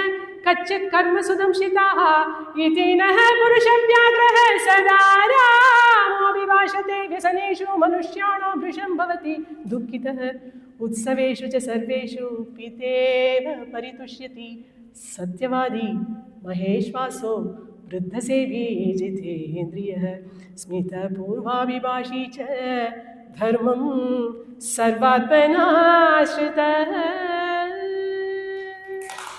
அப்படியே சீதாராம் ஒரு சர்க்கம் முழுக்க அந்த ராமனுடைய குணங்களை வர்ணிக்கிறான். இன்னும் 15 ஸ்லோகங்கள் அந்த குணங்களை அப்படி வர்ஷிச்சாலே பார்ப்போம். முதல் நாள் நம்ம கேட்டோம் வால்மீகிக்கு நாரதர் குணங்கள் எல்லாம் சொன்னார் அப்படின்னு. அந்த சர்க்கத்தை காட்டிலும் இது ரொம்ப முக்கியமான சர்க்கம். ஏன் அப்படின்னா எங்கேயோ இருக்கிற ராமனை பத்தி வால்மீகிக்கு நாரதர் சொல்லிட்டு இருக்கார், அந்த ராமன் அப்படி அந்த ராமன் அப்படி அப்படின்னு. ஆனா இந்த ஜனங்கள் இன்னைக்கு சொல்றாளே, இவா குழந்தை ராமன் பிறந்ததுலேருந்து அந்த குழந்தைய பார்த்து பார்த்து அவன் கூட பழகி பழகி எப்பேற்பட்ட ராமன்னு அவன் கூட பழக்கப்பட்டு அதுவும் யார்கிட்ட சொல்றான், பெற்ற அப்பா கிட்ட சொல்றான், உங்க பிள்ளை இப்பேற்பட்டவன்னு அப்படியே வர்ஷிச்சுட்டான். இந்த ஸ்லோகங்கள் ஒரு 15 ஸ்லோகங்கள் சொன்னோம். இப்போ இது ஏன் சொல்றோம் அப்படின்னாக்க, இந்த ஸ்லோகங்களை கேட்டாலே நம்மளும் நம்ம ஆத்துல பிறக்கக்கூடிய குழந்தைகளும் ராமனை போல குணவான்களா இருப்பா அப்படிங்கிறதுக்காக சாதாரணமா இது எல்லாத்தையும் சேர்த்து சொல்றது. இப்போ அந்த ஜனங்கள் எல்லாம் ராஜா கிட்ட சொல்ற, ஏதோ என்ன ராஜன்னு என்ன காரணத்தினால ராமன் மேல உங்களுக்கு பிரியம் ஏற்பட்டதுன்னு கேட்டேளே, 1 2 பகவோ அனந்த கல்யாண குணங்களும் இந்த ராமனுக்கு இருக்கு அப்படிங்கிறது எங்களுக்கு தெரியாதா? கல்யாண குணம் அப்படிங்கிற பதமே வால்மீகி ராமாயணத்துல தான் முதல்ல வருது. கல்யாண குணம் அப்படின்னா அப்ராகிருத்தமான குணம், நேச்சுரலா இப்ப நம்ம பார்க்கக்கூடிய குணம் கிடையாது, தேவதைகளுக்கே உண்டான குணம். சரி, அப்படியான குணங்கள் ராமனுக்கு. அது கீர்த்தி அப்படிங்கிற விஷயத்துல வரும்பொழுது இந்திரனுக்கு துல்லியமான கீர்த்தி உடையவன். தேஜஸ் அப்படின்னு பார்த்தா சூரியனுக்கு துல்லியமான தேஜஸ். பிரஜைகள் கிட்ட பழகக்கூடிய விஷயத்துல பார்த்தாக்க குளிர்ச்சியாக சந்திரனை போல இருக்கக்கூடியவன். பொறுமை அப்படின்னு பார்த்தா இந்த பூமிக்கு துல்லியமானவன். புத்தி அப்படின்னு பார்த்தா பிரகஸ்பதிக்கு துல்லியமானவன். தைரியன் அப்படின்னு பார்த்தாச்சுன்னா பரமசிவனாருக்கு துல்லியமானவன் இந்த ராமன். எப்பேற்பட்ட தர்மாத்மா, சத்தியனிஷ்டன், யார்கிட்டையும் பொறாமைங்கிறது துளி கூட கிடையவே கிடையாது. யாரையும் அலட்சியப்படுத்த மாட்டான், மரியாதையோட நடத்துவான், தர்மஜவன், சத்தியசந்தனா இருக்கக்கூடிய அந்த ராமன் மிருதுஷ ஸ்திர சித்தஷ, மிருதுவா பேசுவான், ஆனா உறுதியான லட்சியங்களை உடையவனா இருப்பான். மிருதுவா பிரேமா பேசணுங்கிறதுனால தன்னுடைய லட்சியங்களை விடமாட்டான். பிரியவாதி ஜபூதானாம் சத்தியவாதி ஜராகவஹ, பிரியமாவும் பேசுவான், ஆனா சத்தியத்தை தான் பேசுவான். சத்தியத்தை பிரியமா பேசுறது ரொம்ப கஷ்டம். அந்த விதத்துல அவன் பெரிய கெட்டிக்காரன் நம்ம ராமன். எப்பேற்பட்ட வில்லாளி, சிறந்த தனுசு, வில்லெல்லாம் ரொம்ப நல்லா ஜம்முன்னு அவன் விடுற மாதிரி அஸ்திரங்கள் சஸ்திரங்கள் யாருமே பண்ண மாட்டான். எல்லா சகல சாஸ்திரங்களையும் கட்டறிஞ்சுட்டு இருக்கான். காந்தர்வங்கிற சங்கீத சாஸ்திரத்தை நிபுணனா இருக்கான். அவனுடைய கீர்த்தி நாளுக்கு நாள் வளர்ந்துட்டே போறது. இதுக்கு என்ன காரணம் தெரியுமா ராஜன்? அந்த ராமன் பகுஸ்ருதானாம் விருத்தானாம் பிராமணானாம் உபாசிகா, பெரிய பெரிய ஞானிகள், பெரியவா, சாதுக்கள், பிராமணர்கள் யார் வந்தாலும் உடனே போய் மரியாதையா காலில் விழுந்து நமஸ்காரம் பண்ணி பவ்யமான குணத்தோட இருப்பான். அவளுடைய ஆசீர்வாத பலம், மங்களாசாசன பலம் இந்த ராமனுக்கு என்னைக்கும் உண்டு. லக்ஷ்மணனோட சேர்ந்து இந்த ராமன் யுத்தத்துக்கு தான் போகட்டும், வேட்டைக்கே போகட்டும், திரும்பி வரும்பொழுது நான் விஜித்ய நிவர்த்ததே, வெற்றி அடையாமல் திரும்பி வரவே மாட்டான். வரும்பொழுதே வெற்றியோட தான் வருவான். அப்படி வெற்றியோடு வரும்பொழுது யானை மேலேயோ ரத்தத்திலேயோ வரும்பொழுது நாங்கள்லாம் அந்த ராமனுக்கு வெற்றி வரக்கூடாதுன்னு மங்களஹாரத்தை எடுக்கிறதுக்காக போவோமா, உடனே அந்த யானையிலிருந்தோ ரத்தத்திலிருந்தோ கீழே இறங்கி எங்களை வந்து ரொம்ப பவ்யமா விசாரிப்பான். நீங்க சௌக்கியமா இருக்கேளா, உங்க ஆத்துல எல்லாரும் சௌக்கியமா, குழந்தைகள் சௌக்கியமா, சிஷ்யர்கள் நன்னா படிக்கிறாளா, வேலையாட்கள் எல்லாம் ஒழுங்கா வேலைக்கு வராளா, அவளுக்கு நீங்க ஒழுங்கா சம்பளம் போட்டு தரீங்களா, உங்களுக்கு சம்பளம் சரியா வருதா அப்படின்னு ஆனுபூர்வேன ஆரம்பத்துல இருந்து எப்படி கேட்கணுமோ கிரமமா கேட்பான். அது போல கேட்கும் பொழுது அவன் குழந்தைதான், அவன் எங்களுக்கு அப்பா போலவும் நாங்கெல்லாம் அவனுக்கு குழந்தைகள் போலவும். ஒரு அப்பா குழந்தைகளை எப்படி கண்ணும் கருத்துமா பார்த்துப்பா, ஒரு பொறுப்போட பார்த்துப்பா இல்லையா, அது போல அவன் ராஜகுமாரனா இருக்கிறதுனால நாங்கெல்லாம் பிரஜைகளா இருக்கிறதுனால எங்க எல்லாரையும் அப்படி பார்த்துப்போம் அந்த ராமன். எப்ப பார்த்தாலும் நாங்க ராமனை பத்தியே தான் பேசிட்டு இருப்போம். என்ன பேசி போனா கார்த்தால எழுந்துட்டு பிள்ளையார் கோவில் ஆரம்பிச்சு பெருமாள் கோவில் வரைக்கும் எந்த கோவில் போனாலும் அந்த ராமன் நல்லா இருக்கும், ராமன் க்ஷேமமா இருக்கணும், ராமனுக்கு சீக்கிரம் யுவராஜ பட்டாபிஷேகம் நடக்கணும்னு எப்ப பார்த்தாலும் ராமனுக்கு தான் நாங்க பிரார்த்தனை பண்ணிட்டே இருப்போம். ராஜனே என்னவோ ராமன் உங்களுக்கு மூத்த பிள்ளைன்னு நினைச்சிட்டு இருக்கேன், இல்ல எங்க எல்லாருக்கும் நிறைய குழந்தைகள் இருந்தாலும் எங்க எல்லாருக்கும் ராமன் தான் மூத்த பிள்ளை. மிச்ச குழந்தைகள் எல்லாம் அவனுக்கு அடுத்த பிறந்த பிள்ளைகளா தான் நாங்க நினைச்சிட்டு இருக்கோம். அதனால அப்பேற்பட்ட அந்த ராமனுக்கு தம் தேவதேவோபமமாத்மஜந்தே சர்வஸ்ய லோகஸ்ய ஹிதே நிவிஷ்டம் ஹிதாயனஹ க்ஷிப்ரமுதாரஜுஷ்டம் முதாபிஷிக்தும் வரதாத்வமர்ஹசி. அப்பேற்பட்ட தெய்வத்துக்கு துல்லியமான இருக்கக்கூடிய அந்த ராமனுக்கு உடனே பட்டாபிஷேகம் பண்ணிடுங்க. க்ஷிப்ரம் அப்படின்னா இமீடியட்டா, உடனே லேட் பண்ணாம உடனே பண்ணிடுங்க அப்படிங்கிறது.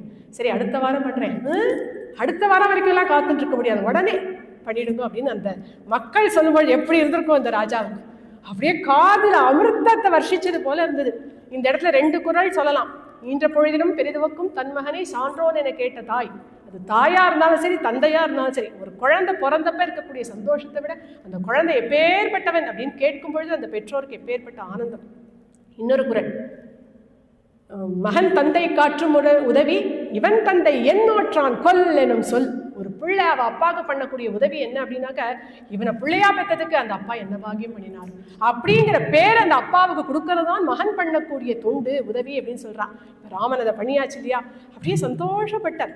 அஹாஸ்மி பரம பிரீதஹ பிரபாவச்சாதுலோ மம யன்மே ஜேஷ்டம் பிரியம் புத்திரம் யவ்வராஜஸ்தமிச்சத. இதோ என் பிள்ளை ராமனுடைய குணங்கள் எல்லாம் அப்படி வர்ஷிச்சேலே, ஆனந்தமா இருக்கு. என் பிள்ளையினாலே என்னுடைய பிரபாவம் பன்மடங்கு வசந்துட்டது போல இருக்கு. ரொம்ப சந்தோஷம். இது சித்திர மாசம், நாளைக்கே புஷ்ய நட்சத்திரமா இருக்கு, சுபமான நட்சத்திரமா இருக்கிறதுனால ராமனுக்கு நாளைக்கே பட்டாபிஷேகம் அப்படின்னு சொன்னோன்னா மறுபடியும் ஒரு பெரிய ஆரவாரம் ஏற்படுறது. அந்த ஆரவாரம் அடங்குற வரைக்கும் வெயிட் பண்ற ராஜா. வெயிட் பண்ணிட்டு வசிஷ்டர் கிட்ட சொல்றார், நாளைக்கு பட்டாபிஷேகத்துக்கான எல்லா ஏற்பாடும் பண்ணிடலாம் அப்படின்னு சொல்லிட்டு அவருக்கு என்னென்ன ஆணை பிறப்பிக்கணுமோ பிறப்பிச்சுட்டோ இப்ப நினைச்சு பாக்குறார். எல்லாருக்கும் சொல்லியாச்சு, முக்கியமா ராமன்ட்டனா சொல்லணும். உனக்கு நாளைக்கு பட்டாபிஷேகம்னு ராமன்ட்டு சொல்ல வேண்டாமா? அதனால சுமந்திரனே ராமனை போய் அழைச்சிட்டு வாங்கும் அப்படின்னு சொன்ன உடனே சுமந்திரன் பெருமிதத்தோட ராமனுடைய பவனத்துக்கு ராமனை கூட்டின்னு வரதுக்காக போறார். சுமந்திரனுக்கு ரொம்ப பிடிச்ச வேலை என்னன்னா ராமனை போய் கூட்டின்னு வந்து கொண்டு விடுறது தான். அவ்வளோ பிடிக்கும், ராமன் கூடவே சேர்ந்துருக்கலாமே அப்படின்னு சந்தோஷமா போறார். இதுக்கு மேல கதைக்குள்ள போறதுக்கு முன்னாடி 2 விஷயங்கள் சொல்லணும். இந்த 3 நாட்கள் அயோத்தியா காண்ட கதைகள்ல ராமனுடைய ரூபத்தையும் குணங்களையும் நம்ம நிறைய அனுபவிப்போம். அதுவும் இன்னைக்கு ரூபத்தை நிறைய அனுபவிப்போம். ஏன் அப்படின்னா நாளைக்கு அந்த குழந்தைகள் ஜடாபாரம் போட்டுன்றோம். அதனால இன்னைக்கே அவருடைய பட்டாபிஷேகத்துக்கு வர அலங்காரங்களோட வரும்பொழுது எப்பேற்பட்ட அலங்காரம் வால்மீகி அப்படி அனுபவிச்சு சொல்லுவார். நிஜமாவே அவருக்கு பட்டாபிஷேகம் நடக்கும் பொழுது கூட அவ்வளவு வர்ணனை எல்லாம் கிடையாது. இன்னைக்கு அப்படி அழகா சொல்வார். அதெல்லாம் நம்ம கொஞ்சம் பொறுமையா நன்னா ராம குணங்களையும் ரூபத்தையும் இன்னைக்கு அனுபவிப்போம் அப்படின்னு சொல்லிட்டு இப்ப கதைக்குள்ள போகலாம். இப்படி சுமந்திரன் அங்க ராம பவனத்துக்கு போய் அந்த ராமன் அப்படியே கூட்டின்னு வரும்பொழுது அவர் எப்படி இருக்கார் அப்படின்னா, கந்தர்வராஜ பிரதிமம் லோகே விக்யாத பௌருஷம் தீர்க்கபாஹும் மகாசத்வம் மத்த மாதங்ககாமினம் சந்திரகாந்தானனம் ராமம் அதீவ பிரியதர்ஷனம் ரூப உதாரிய குணைஹி பும்சாம் திருஷ்டி சித்தாபஹாரிணம் கர்மாவிதப்தாஹ பர்ஜன்யம் லாதயந்தமிவ பிரஜாஹ நததர்ப சமாயாந்தம் பஷ்யமானோ நராதிபஹ. அப்படி வர ராமன் அந்த ரத்தத்துல வரும்பொழுது கந்தர்வராஜனை போல இருக்காராம். இது ஒரு உபமானம் சொல்லணுங்கிறதுக்காக சொல்றார். கந்தர்வராஜன் எல்லாம் ராமனுடைய அழகுக்கு ஈடாகுமா? ராமனுடைய முழு ரூபம் வேண்டாம், அவருடைய சரணங்கள் இருக்கக்கூடிய ஒரு விரல், அதுல இருக்கக்கூடிய ஒரு நகம், அதுல இருக்கக்கூடிய காந்தி, அதுக்கு கூட கந்தர்வராஜன் ஈடாக மாட்டார். இருந்தாலும் நமக்கெல்லாம் புரியணுங்கிறதுக்காக கந்தர்வராஜனை போல அவ்வளவு அழகா இருக்கார் அந்த ராமர் அப்படின்னு வால்மீகி சொல்றார். அப்படியே வரும்பொழுதே அங்க இருக்கக்கூடிய யோதாக்கள் அவ எல்லாரும் பேசிக்கிறான், நம்ம ராமனை பத்தியா எவ்வளவு அழகா இருக்கான் பத்தியா, எப்பேற்பட்ட பௌருஷம், எப்பேற்பட்ட வீரம். இந்த குழந்தை இன்னைக்கு 25 வயசாகிறது, இவனுக்கு 12 வயசா இருக்கும் பொழுதே இந்த பரசுராமருடைய கர்வத்தை பங்கம் பண்ணினானே, எப்பேற்பட்ட பௌருஷம். சீதா கல்யாணம் முடிஞ்சு மிதிலையிலேருந்து இவா திரும்பி அயோத்திக்குள்ள நுழையும் பொழுது எதிர்க்க பரசுராமர் வரார். தசரதன் அந்த ரிஷிகள் எல்லாரும் பயந்து போயிடுறா. உடனே போய் நமஸ்காரம் பண்றா. குழந்தைகளுக்கு இப்பதான் கல்யாணம் ஆகி கூட்டின்னு வந்துட்டு இருக்கோம், அவளுக்கு ஆசீர்வாதம் பண்ணுங்க, உங்க அனுகிரகம் தேவை அப்படின்லாம் சொல்லி நமஸ்காரம் பண்ணும்போது கண்டுக்கவே இல்லையே பரசுராமர். தசரதரையோ ரிஷிகளையோ கண்டுக்கவே இல்லை. நேரம் நம்ம ராமன் கிட்ட வந்தார். வந்து சொன்னார், ராமா நீ மிதிலையில சிவதனுசை முடிச்சுட்ட அப்படிங்கிற விஷயம் எனக்கு தெரியும், ரொம்ப சந்தோஷம். ஆனா அது போராது, என் கையில வச்சுட்டு இருக்கேன் பார் விஷ்ணு தனுசு, முடிஞ்சா இதுல நீ நான் ஏற்றி அதுல அம்பை எது காட்டு பார்க்கலாம் அப்படின்னு அவர் பேசி முடிக்கிறதுக்குள்ள அந்த குழந்தை ராமன் அவர் கையில இந்த வில்ல புடுங்கினார். விஷ்ணு தனுசை எடுத்துன்னு நானும் ஏற்றிவிட்டார். ஏற்றி தன்னுடைய அம்புராத்துடைய அம்பையும் தொடுத்துட்டு பவ்யமா கேட்கிறார், சுவாமி என்னுடைய பானமானது மோகமாகி போகக்கூடாது, இதுக்கு நீங்க எதை அர்ப்பணம் பண்றீங்க? உங்களுடைய தபஸ் எல்லாத்தையும் அர்ப்பணம் பண்றீங்களா, லோகங்கள் எல்லாம் அர்ப்பணம் பண்றீங்களா, இல்லை உங்க பாதகத்தையை நான் போக்கிடட்டுமா அப்படின்னு சொன்ன உடனே கோபப்படலை பரசுராமர். சந்தோஷமா சொல்றார், என் பாதகத்தையை போக்கிடாதே, நான் இன்னும் இங்கிருந்து மகேந்திரமலை வரைக்கும் போக வேண்டியிருக்கு, நான் சம்பாதிச்ச லோகங்கள் எல்லாம் இதோ உன்னுடைய பானத்துக்கு அர்ப்பணம் பண்றேன் அப்படின்னு சொல்லிட்டோ நமஸ்காரம் பண்ணு ராமா, கல்யாணம் வந்திருக்க அப்படின்னு நமஸ்காரம் பண்ண சொல்லி அந்த குழந்தைக்கு ஆசீர்வாதம் பண்ணிட்டு போறார் அப்படின்னு. பரசுராமருக்கும் கோபம் இல்லை, இதெல்லாமே ஒரு காரணத்துக்காக நடக்கிறது. அந்த விஷ்ணு தனுசை யார் விஷ்ணு ரூபமா இருக்கக்கூடிய ராமனுக்கு கொடுக்கணும் அப்படிங்கிறதுக்காக பரசுராமர் வரார். இந்த ராமன் வாங்கிட்டு வருண பகவான் கிட்ட கூப்பிட்டு சொல்றார், இதை நீ வச்சுக்கோ அப்படின்னு. ஏன்னா நம்ம 2 நாள் முன்னாடி கதையில பார்த்தோம், அந்த தேவதைகள் எல்லாம் வந்து கேட்டுது என்ன பண்ணட்டும் அப்படின்னு, தேவைப்படும் பொழுது கூப்பிடுறேன் அப்படின்னு சொன்னார் இல்லையா. அதனால வருணனை கூப்பிட்டு இதை நீ வச்சுக்கோ, நான் தேவைப்படும் பொழுது வாங்கிக்கிறேன்னு அந்த விஷ்ணு தனுசை வருணன் கிட்ட கொடுத்து விடுறேன். அதெல்லாம் இந்த இவா பேசிக்கிறாப்ப யோதாக்கள். அப்பேற்பட்ட பௌருஷம் நம்ம ராமனுக்கு, அவன் கைகளை பத்தியா அவனுடைய முகத்தை பத்தியா அப்படின்னு அந்த அழகை ரசிச்சுட்டே இருக்கும் பொழுது அந்த ரத்தம் வந்துடுறது அந்த சபையுடைய வாசல்ல. கையிலாக கொடுத்து இறக்கி விடுற சுமந்திரன் இறங்கி நடக்கக்கூடிய ராமனுடைய அழகு மத்த மாதங்கதாமீனும் ஒரு மதங்கொண்ட யானையை போல கம்பீரமா அந்த ராமன் நடந்து வரும்பொழுது அத்தனை ஜனங்களை முண்டி அடிச்சுன்னு ராமன் பின்னாடியே ஓடி வரா. என்னத்துக்கு இப்படி ஓடி வரணும்? ஏதோ பார்க்காத வஸ்துவை பார்த்தா நமக்கு ஒரு ஆசை வரும், பார்க்கணும்னு தோணும். நித்தம் போதை விடுச்சா போயிட்டு வரப்போ பார்த்துட்டே தான் இருக்கா ராமனை. இருந்தாலும் ஏன் முண்டி அடிச்சுட்டு பின்னாடியே வரா அப்படின்னா போறன்னு தோணலையே. அதீவ பிரிய தர்ஷனம், பார்க்கறதுக்கு அவ்வளோ அழகா இருக்கார், போறோனே தோணலை. அதனால ஜனங்கள் எல்லாம் ராமன் பின்னாடியே வந்துட்டு இருக்கும் பொழுது அவள் இப்போ உள்ளே போக முடியாது, ஏன்னா உள்ள ஜாம் பேக்டாக இருக்குது, ஏற்கனவே நிறையா பேர் இருக்கா, இவாளுக்கெல்லாம் இடமே கிடையாது. அதனால ராமன் அப்படியே அந்த அரண்மனையோட 4 படிக்கட்டுகள் ஏறி இப்படி திரும்பி பார்த்தாராம். திரும்பி பார்த்து கையமர்த்துறார், இங்கே இருங்கோ அப்படின்னு. அப்படி திரும்பி பார்க்கும்பொழுது அந்த ராமனுடைய முகம் எப்படி இருக்குன்னா, சந்திரகாந்தானனம் ராமம், அப்படி பூர்ணச்சந்திரன் போல ஜொலிச்சாராம் அந்த ராமனுடைய முகம். அதை பார்த்தோன்னே அப்படி எழுதி வச்ச சித்திரம் போல 100 கட்டில போல அத்தனை ஜனங்களும் அங்கேயே அப்படியே நின்றுட்டான். இங்கே இருக்கும், நான் உள்ளே போயிட்டு வரேன் அப்படியே கை அசைச்சுட்டு ராமன் உள்ளே போகிறார். ராமன் தான் உள்ளே போயா சொல்லியும், இவாளுக்கோ வேலை இல்லை, திரும்பி வரும்பொழுது வந்துவிட்டான், ஆற்றுக்கு போய் வேலையை பார்க்கலாமே அப்படின்னா போலியாம். உள்ளே போன ராமன் திரும்பி வருவாரே, அப்போ அழகை பார்க்கலாமே அப்படின்னு சந்திரமசக சரித்பதி, சமுத்திரம் எப்படி சந்திரனுடைய வரவுக்கு காத்துட்டு இருக்குமோ இந்த ஜனசமுத்திரம் ராமச்சந்திரனுடைய வரவுக்கு காத்துட்டு இருந்தது அப்படின்னு ஜனங்கள் உள்ளியும் வெளியும் அப்படி கூட்டமாக இருக்க ராமர் இப்போ படியேறி இந்த அரண்மனைக்குள்ளே போகிறார். அவ்வளோ அழகு ராமனுடைய அழகு. அங்கே சிம்மாசனத்தின் மேலே இருக்கக்கூடிய தசரத சக்கரவர்த்தி இங்கேருந்து பார்த்து ரசிக்கிறார். அழகான முகம், அழகான நெற்றி, அதில் கஸ்தூரி திலகம் இட்டுண்டு அப்படியே சுருளான கேசபாரங்கள் கன்னங்களில் வந்து படுறது. அவர் கன்னங்கள் அப்படியே கண்ணாடி ஒத்த கப்போலங்களாக இருக்குது. அவர் போட்டு இருக்கக்கூடிய காதில் இருக்கக்கூடிய குண்டலங்கள் எல்லாம் வந்து அதில் டால் அடிக்கிறது. அழகாக சிரிச்ச முகமாக நிறையா பூஷணங்கள் எல்லாம் பூஷிச்சுட்டு இருக்க ராஜகுமாரனாக இருக்கிறதுனால சங்கு போன்ற கழுத்து, அதில் பூஷணங்கள், தோள்வளை போட்டுண்டு அழகான பீதாம்பரத்தை கட்டிண்டு அதுக்கு கான்ட்ராஸ்டாக வயலட் கலரில் உத்தரியம் போட்டுட்டு இருக்காராம். இடுப்புல எல்லாம் அழகான ஆபரணங்கள் எல்லாம் போட்டுண்டு அவர் அப்படியே அந்த படி ஏறும்பொழுது அந்த உத்தரியம் அந்த படிக்கட்டை தொட்டுட்டு வருது. அதெல்லாம் பார்க்குற ராஜா பார்த்து சந்தோஷப்படுறாரு. என் பிள்ளை எவ்வளோ அழகாக இருக்கான் அப்படின்னு ரசிச்சுட்டு இருக்கும் பொழுதே ராமர் தசரதனுடைய காலில் நமஸ்காரம் பண்ணினோன்னே எடுத்து அள்ளி அணைச்சிக்கிறார். அணைச்சுட்டு ராமா வா இங்கே உட்கார் அப்படின்னு ஒரு ஆசனத்தை காட்டி உட்கார சொல்றார். ராமர் உட்கார்ந்த அந்த ஆசனத்துலேருந்து ஒரு சூரியன் உட்கார்ந்தா அப்படி ஒரு டால் அடிக்குமோ, நீல டால் அடிச்சுது அப்படின்னு இதுக்கெல்லாம் ஸ்லோகம் இருக்கு. அப்படி இருந்துதான் அந்த ராஜ்ய சபையே. அவ்வளோ அழகு ராமன். இப்படி ராமன் வந்து உட்கார்ந்ததுக்கு அப்புறமா இப்போ ராஜா சொல்கிறார், ராமா உன் குணங்கள் எல்லாம் இந்த ஜனங்கள் அத்தனை பேரும் அப்படியே என் காதுகள் அமிர்தமாக வர்ஷிச்சுட்டாப்பா, எனக்கு ரொம்ப சந்தோஷம்.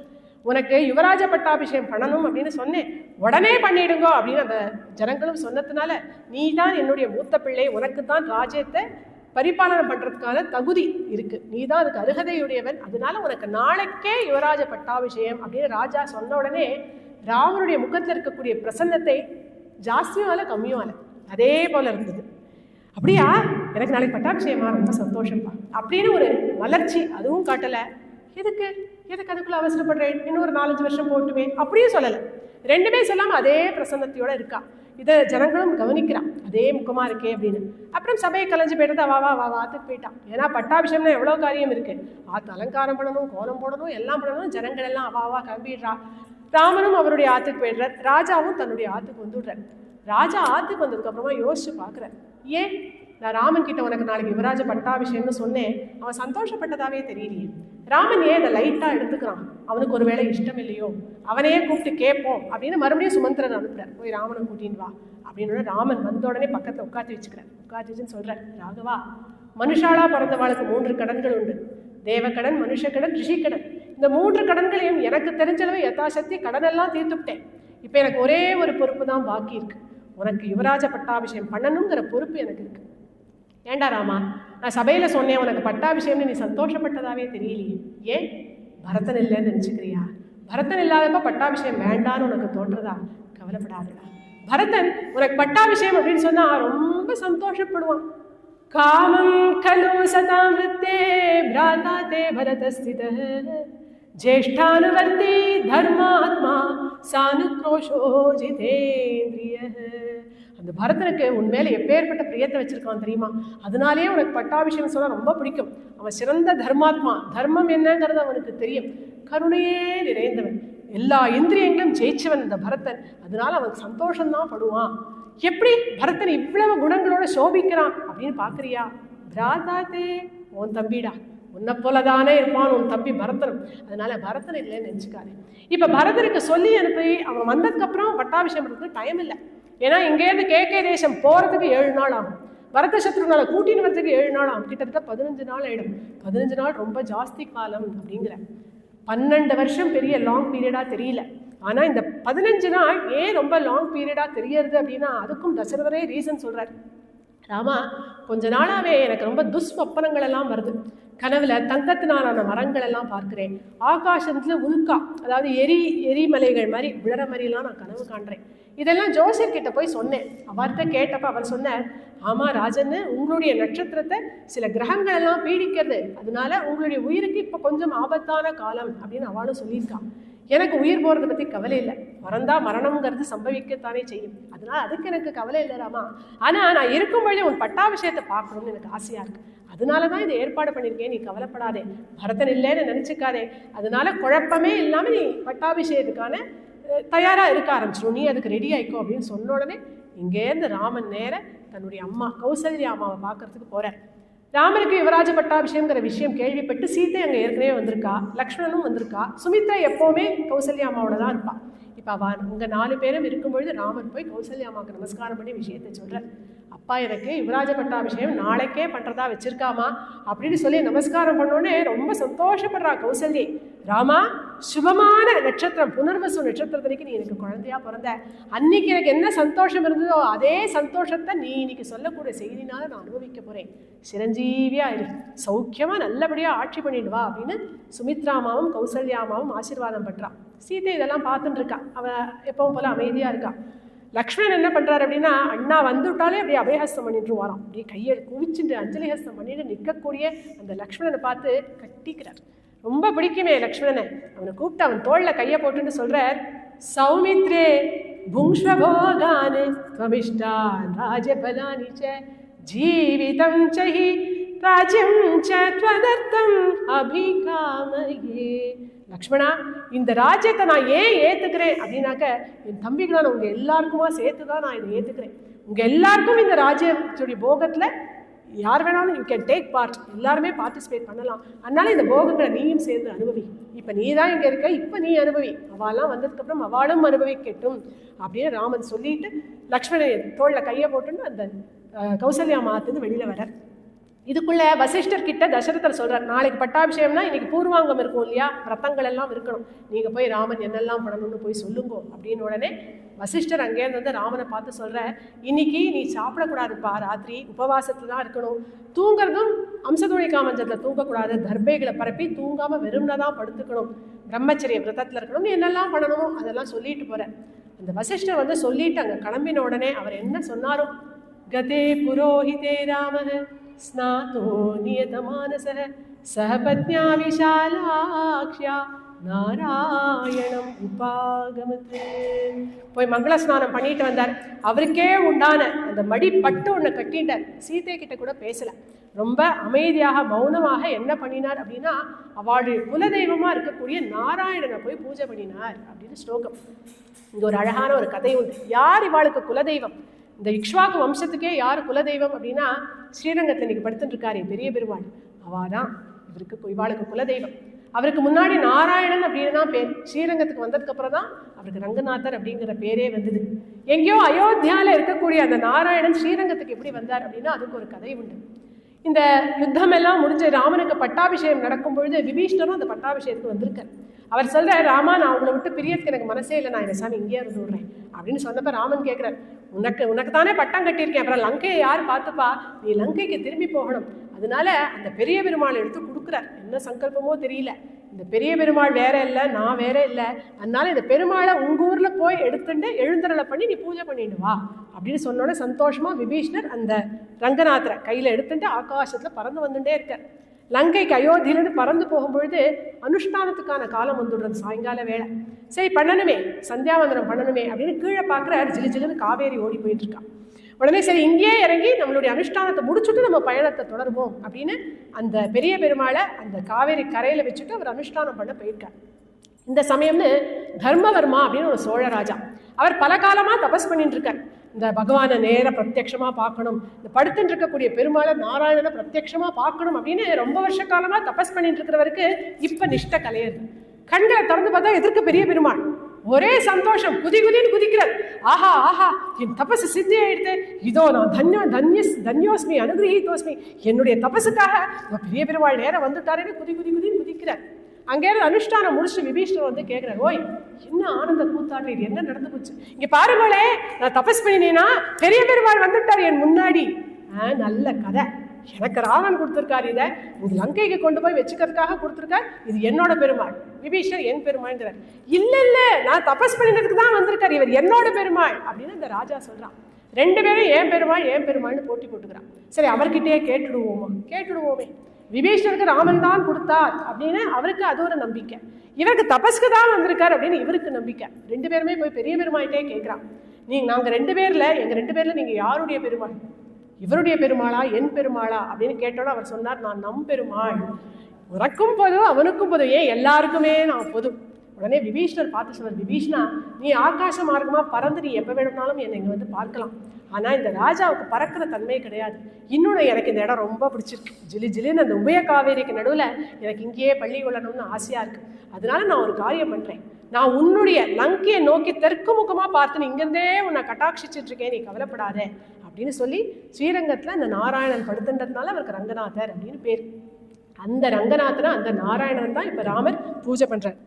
புருஷோத்தமமிஹ பூஜயதி புண்ணியசரித்ரஹ ஸ்ரீ ரகுபதி புருஷோத்தமமிஹ பூஜயதி ஜனகராஜ சுதா करकमलरत छत्रचामरादि उपचारैः कनकमणि दीप गोकुलधूप षट्रसशायनादि उपहारैः पुरुषोत्तममिह पूजयति. புருஷோத்தமனாக இருக்கக்கூடிய அந்த நாராயணனை புருஷோத்தமனாக இருக்கக்கூடிய ராமன் பூஜை பண்ணினார் அப்படின்னு இந்த பாட்டு. பூஜையெல்லாம் பண்ணினாச்சு. அவள் விசாலாட்சியாக இருக்கானா சீதை, அவளுக்கு கண்கள் சாதாரணமாகவே பெருசு, இப்போ இன்னும் விரிஞ்சிருக்கு. ஏன் அப்படின்னா அப்படியே அந்த ராமர் எப்படி பூஜை பண்ணுறாரு, எப்படி சாமரம் போகிறாரு, அப்படியே போயிட்டு அந்த வர நீளமான கையை பார்க்கறதுனாலே அவள் கண்கள் பெருசாக இருக்குது அப்படின்னு பவ்யமாக அந்த பூஜையெல்லாம் அவள் பார்க்குறான். பூஜை முடிஞ்சதுக்கப்புறமா கோவிலுக்குள்ளே படுத்துக்க கூடாது இல்லையா, அதனால அந்த கோவில் பிரகாரத்தை விட்டு வெளி பிரகாரத்தில் தர்பைகளை பரப்பிண்டு ராமச்சந்திர பிரபு அப்படியே தன் கையவே உபாதானமாக வச்சு படுத்துக்கும் பொழுது சீத்தை பாத சேவை பண்ணுறான். இது பார்க்கறதுக்கு எப்படி இருக்குன்னா, உள்ளே இருக்கக்கூடிய பெருமாள் மூலவர் போலவும் வெளியில் படுத்துட்டு இருக்கக்கூடிய ராமர் உற்சவர் போலவும் காட்சி அளிச்சார் அப்படின்னு இவ்வளோ நன்னா இந்த ராம பவனத்தில் நடந்துட்டு இருக்கு. சரி, ஊர் எப்படி இருக்குன்னா, ஊர் ஜெய ஜெய ஜெய ஜெய ஜெயன்னு இருக்கு, ராத்திரி மாதிரியே இல்லை, எல்லாரும் ரொம்ப பிஸி. அவளுடைய ஆற்று அலங்காரம் பண்ணுறது, கோலம் போடுறது, குழந்தைகள் கூட தூங்கலையாம். ஒரு குழந்தை அவள் அம்மா கிட்ட வந்து சொல்றது, அம்மா நாளைக்கு ஸ்கூல் லீவ். ஏண்டா அம்மா, உனக்கு தெரியாதா நாளைக்கு ராமண்ணாவுக்கு பட்டாபிஷேகம் அப்படிங்கிறது ஒரு குழந்தை. இன்னொரு குழந்தை தன் ஃப்ரெண்டு கிட்ட சொல்றது, டேய் ராமண்ணாவுக்கு நாளைக்கு பட்டாபிஷேகம், முதல்ல சித்திரவீதிக்கு தான் வருவார்னு எங்கள் அம்மா சொன்னாடா, யானை மேலே வர ராமண்ணாவை நான் தான் முதல்ல பார்க்க போறேன். போடா, ரத்தத்தில் வருவார், உத்தரவீதிக்கு தான் வருவார்னு எங்கள் அம்மா சொல்லியிருக்கா, நான் தாண்டா முதல்ல பார்ப்பேன் அப்படின்னு குழந்தைகளெல்லாம் அழகாக பேசிக்கிறது. பெண் குழந்தைகள் சொல்கிறது, அம்மா யானை கோலம் போடுமா, அம்மா பூ கோலம் போடுமா, அம்மா ரத்த கோலம் போடுமா அப்படின்னு அந்த ராமனுடைய பட்டாபிஷேகத்தை எதிர்பார்த்து குழந்தைகள் எல்லாரும் அப்படியே ஆனந்தமாக இருக்கா. ஸ்ரீகள் எல்லாரும் என்ன பண்ணுறா அப்படின்னா, சரையூரில் போய் தண்ணி எடுக்க போகிறா. போன இடத்துல சாதாரணமாகவே பெண்கள் எங்கேயாவது போனால் பேசிட்டு தானே போவோம். இதுகள் அங்கே போய் தண்ணீரும் எடுத்தாச்சு. படித்துறையில் நின்றுட்டு ஒரு 10 நிமிஷம் நாளைக்கு என்ன புடவை கட்டிக்கலாம், என்ன நெக்லஸ் போட்டுக்கலாம், சீத்தையோட சேர்ந்து வரலாமா, தனியாக வரலாமா, என்னத்தையோ பட்டாபிஷேகத்தை பற்றி பேசிட்டு இருக்கும்பொழுது ஒரு பெண் தன் கையில் இருக்கக்கூடிய குடம் அது கீழே நழுவி போகிறது கூட தெரியாமல் அப்படி பேசிட்டு இருக்கலாம். அந்த குடம் அந்த படியில் பட்டுட்டு கீழே போகிறது. டம் டம் தடம் டம் தடடம் தடம் தஹ ராமாபிஷேகே மத விஹ்வலாயாஹ கக்ஷாச்சுதோ ஹேமகட்டஸ்தருண்யாஹ சோபான மார்கேன கரோதி சப்தம் டம் டம் டடம் டம் டடம் டடம் டஹ. இது வந்து காளிதாசர் அவருடைய ரகுவம்சத்தை சொன்ன ஸ்லோகம். அதாவது அத்தனை பேரும் அவளுடைய வேலைகள் எல்லாம் மறந்து ராமனுடைய பட்டாபிஷேகத்தில் அத்தனை பேரும் குழந்தைகள் முதற்கொண்டு ஆனந்தமா இருக்கக்கூடிய இந்த கட்டத்துல ஞாதிதாசியதோ ஜாதா கைகேயாஸ்து சஹோஷிதா பிராசாதம் சந்திர சங்காசம் ஆருரோஹ யதிருச்சயா. ஞாதிதாசியதோ ஜாதா கைகேயி அப்படின்னு தசரத சக்கரவர்த்தியோட இந்த 3வது பட்டத்து மகிஷி, அவளுக்கு ஒரு தாசி, ஒரு வேலை பெண், அவளுக்கு மந்தரை அப்படின்னு பேர். கைகேயிக்கு கல்யாணமாகி அவள் கேகே தேசத்துலேருந்து வரும்பொழுது இந்த மந்திரியும் அவளோட சேர்ந்து வந்திருக்கா அவளுக்கு பணிப்பெண்ணாக. ஞாதிதாசியதோ ஜாத்தா, எங்கேயோ பிறந்தவோ அப்படின்னு ஒரு சுவாரஸ்யமே இல்லாம தான் வால்மீகி அறிமுகப்படுத்துறார். ஏன்னா இந்த வியக்தியினால எப்பேற்பட்ட அனர்த்தம் நடக்க போறது, அதனால எங்கேயோ பிறந்தா எவ்வளோ அப்படிங்கிறது போலதான் அறிமுகப்படுத்துறார். இவ என்ன பண்றா, பிராசாதம் சந்திர சங்காசம் விளவிளேன்னு இருக்கு கைகேயினுடைய அரண்மனை. அந்த அரண்மனைக்கு மேல் மாடத்துல எதிர்ச்சியா ஏதோ சாதாரணமா அப்படியே கிடுகிடன்னு மேல மாடிக்கு போய் பார்க்கறா. அங்கே இருந்து பார்த்தா ஊரே ஒரே கோலாகலமா இருக்கு. எப்பொழுதுமே அயோத்தி கோலாகலமா தான் இருக்கும். இன்னைக்கு எப்பொழுதும் இருக்கிறத காட்டிலும் ஜெய ஜெய ஜெயன்னு இருக்கே, என்ன காரணம்னு புரியலையே அப்படின்னு பக்கத்தாத்த பார்த்தாலாம். பக்கத்து வீடு யார் வீடு? கௌசல்யா அம்மாவோட வீடு. அவள் என்ன பண்ணிட்டு இருக்கா அப்படின்னா, பட்டாபிஷேகம் இல்லையா நாளைக்கு, எல்லாருக்கும் தானங்கள் பண்ணிட்டு இருக்கா. வஸ்திரதானம், ஸ்வர்ணதானம், நிறையா நகைகள் எல்லாத்தையும் தானம் பண்ணிட்டு இருக்கிறத பார்த்தோன்னே வயத்தை எரியுது. ஒரு அசூயை கண், ஏன் அவ மட்டும் இவ்வளவு சந்தோஷமா இருக்கா அப்படின்னு உடனே அந்த அசூயை கண் வந்தோடனே அங்க ஒருத்தி பெருக்கிட்டு இருக்கா, ஒரு சேட்டி பெண். அவளை பார்த்து கேட்கிறா, ஏண்டி என்னது இது ஊரே ஒரே ஜெய ஜெய ஜெயன்னு இருக்கு, என்ன நடக்கிறது இந்த அயோத்தியில? மந்திரி உனக்கு தெரியாதா, நாளைக்கு ராமனுக்கு பட்டாபிஷேகம் அப்படின்னு சந்தோஷமா அந்த சேட்டி சொன்ன உடனே இன்னும் வயிறு மட்டும் எரிஞ்சிட்டு இருந்தவளுக்கு உடம்பெல்லாம் எரிய ஆரம்பிச்சிடும். உடனே அங்க மேல் மாடி இருந்த 2 படிக்கு ஒரு படியா தாண்டி தாண்டி தாண்டி நேர கைகேயி முன்னாடி வந்து நிற்கிறான். கைகேயி என்ன பண்ணிட்டு இருக்கா அப்படின்னாக்க, ஒரு 7:30 மணி 8 மணி இருக்கும் சாயங்காலம் ராத்திரி வேலை. அவள் உல்லாசமா ரிலாக்ஸ்டா படுத்துட்டு இருக்கா அவளுடைய பரியங்கத்துல. நன்னா அலங்காரங்கள் எல்லாம் பண்ணிட்டு தசரதர் வருவார் அப்படிங்கிறதுக்காக காத்துட்டு இருக்கான். எப்பொழுதுமே ராஜா சபை முடிஞ்ச உடனே கைகேயை தான் பார்க்க வருவேன். கைகேயி ரொம்ப அழகி, ரொம்ப இளமையானவள். அவளுடைய மனைவிகள்லேயே அவள் தான் ரொம்ப இளமையானவள். பார்க்கறது ரொம்ப அழகா இருப்பா, பிரியமா பேசுவா அப்படின்னு ராஜாவுக்கு ரொம்ப பிடிக்கும் கைகேயை. கைகேயிக்கும் ராஜாவை ரொம்ப ரொம்ப பிடிக்கும். 2 பேருக்கும் பிரியம் ரொம்ப ஜாஸ்தி. அதனால என்னைக்குமே அலங்காரங்கள் பண்ணிட்டு ராஜாவுடைய வருகைக்காக பரியங்கத்துல படுத்துட்டு இருக்கிற போல இன்னைக்கும் படுத்துட்டு இருக்கான். அவ முன்னாடி வந்து இந்த மந்திரை நின்னு கத்துன்னு கத்துறா. உத்திஷ்டமூடே கிம் சேஷே பயம் த்வாம் அவிவர்த்ததே உபப்ளுதம் அகோகேன கிம் ஆத்மானம் ந புத்தியசே. அடி கைகேயி, புத்தி கெட்டவளே எழுந்துரு அப்படின்னு இழுப்புறா. ஒரு பட்டத்து மகிழ்ச்சிய ஒரு வேலை பெண் எழுப்பக்கூடிய விதம் இதுதானா? ஆனா அந்த அளவுக்கு இடம் கொடுத்து வச்சிருக்கா கைகேயி, அதனால அப்படி இழுப்புறா. அடி முட்டாளே எழுந்துரு, எப்பேற்பட்ட ஆபத்து வந்திருக்கு தெரியுமா உனக்கு? ஒரு கடல் இல்லை ஒரு ஆறு, அதோடைய கரையில ஒருத்தன் வெள்ளம் வர அபாயம் கூட தெரியாம படுத்துட்டு இருந்தான் அப்படின்னாக்க அந்த வெள்ளம் எப்படி அவனை அப்படியே அடிச்சு உருட்டி போட்டுன்னு போயிடுமோ அது போல நீ படுத்துட்டு இருக்கியே, உனக்கு வந்து ஆபத்து என்னங்கிறது கூட தெரியாம படுத்துட்டு இருக்கியே முட்டாளை அப்படின்னு சொன்ன உடனே கைகேயி படுத்துட்டே சொல்றான், எனக்கு எப்படி ஆபத்து வரும்? ஆபதாம் அபஹர்த்தாரம் தாத்தாரம் சர்வசம்பதாம் லோகாபிராமம் ஸ்ரீராமம் பூயோ பூயோ நமாமியகம் அப்படின்னு ராமனுடைய பேரை சொன்னாலே ஆபத்து யாருக்கும் வராது. அந்த ராமன் ஆளுக்காளான என் பிள்ளை என் கூடவே இருக்கும்பொழுது எனக்கு எப்படி ஆபத்து வரும்? அடி கைகேயி, அந்த ராமனாலதான் உனக்கு ஆபத்து அப்படிங்கிறா மந்திரி. ஓடி அசட்ட பேசிட்டுன்னு ஏதாவது பேசிட்டு இருக்காரு. இல்ல கைகேயி, நான் அசட்ட பேசிட்டுன்னு பேசல, நிஜமாவே ராமனால உனக்கு ஆபத்து. நாளைக்கு என்ன தசரத சக்கரவர்த்தி இருக்காரே, என்னவோ உன்கிட்ட பிரியமா இருக்கிறதா நீ நினைச்சிட்டு இருக்க, எல்லாம் வெறும் நடிப்பு. உன்கிட்ட பிரியமா இருக்கிறது போல நடிச்சுட்டு எல்லா சௌக்கியத்தையும் கௌசல்யக்கு பண்றாரு அப்படிங்கிறது உனக்கு தெரியுமா? கோபம் வந்தது கைகேயிக்கு. மந்திரே, ராஜாவை பத்தி பேசுறதெல்லாம் வச்சுக்காரு. என்னாச்சு உனக்கு இன்னைக்கு? ராஜா எப்பேற்பட்ட சந்தர் தெரியுமா? அவருக்கு நடிக்கிறதெல்லாம் தெரியாது. நடிப்புங்கிறது அவருடைய அகராதியிலேயே கிடையாது. அவர் என்கிட்ட வச்சிருக்கிற பிரியம் சத்தியம், நான் அவர்கிட்ட வச்சிருக்கிற பிரியம் சத்தியம் அப்படிங்கிறது எனக்கு தெரியும். ராஜா பத்தி பேசுறதெல்லாம் வச்சுக்காரு, அவர் என்கிட்ட பிரியமா தான் இருக்க. ஆமா, நீ இப்படி நினைச்சுட்டே இரு, நான் சொல்ற விஷயத்த கேட்டாதான் உனக்கு புரியும். அவர் என்ன சௌக்கியம் பண்றாரு தெரியுமா கௌசல்யக்கு?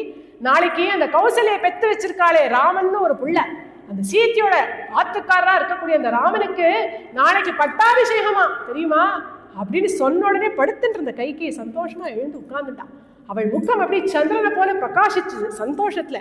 அதீவ சாது சம்ஹ்ருஷ்டா கைகேயி விஸ்மயான்விதா ஏகம் ஆபரணம் தஸ்யை குப்ஜாயை பிரததௌ சுபம். சந்தோஷமா எழுந்து உட்கார்ந்துட்டான். அடி, என்னுடைய ராமனுக்கு நாளைக்கு பட்டாபிஷேகமா? இது தானே நீ முன்னாடி சொல்லியிருக்கணும். இந்த சந்தோஷத்தை எப்படி சொல்லணும்னு கூட உனக்கு தெரியலையே மந்திரை. சரி, போனா போறது போ, நான் சந்தோஷமா இருக்கேன், இந்த முத்துமாலையை வச்சுக்கோ அப்படின்னு தன்னுடைய கழுத்துல இருக்கக்கூடிய ஒரு ஆபரணத்தை கழட்டி கொடுத்தா. இன்னும் என்ன வேணுமோ கேளு, நான் ரொம்ப சந்தோஷமா இருக்கேன், நீ எது கேட்டாலும் கொடுக்குறேன் மந்திரே, எல்லாத்தையும் வாங்கிக்கோ. சந்தோஷமா கைகேயி சொல்லும் பொழுது அந்த ஆபரணத்தை வாங்கி கைகேயி மேலேயே விட்டெறிஞ்சான். அடி கைகேயி, கொஞ்சமாவது மூளை இருக்கா உனக்கு? உனக்கு பரதன்னு ஒரு பிள்ளை இருக்கான் அப்படிங்கிறது ஞாபகம் இருக்கா?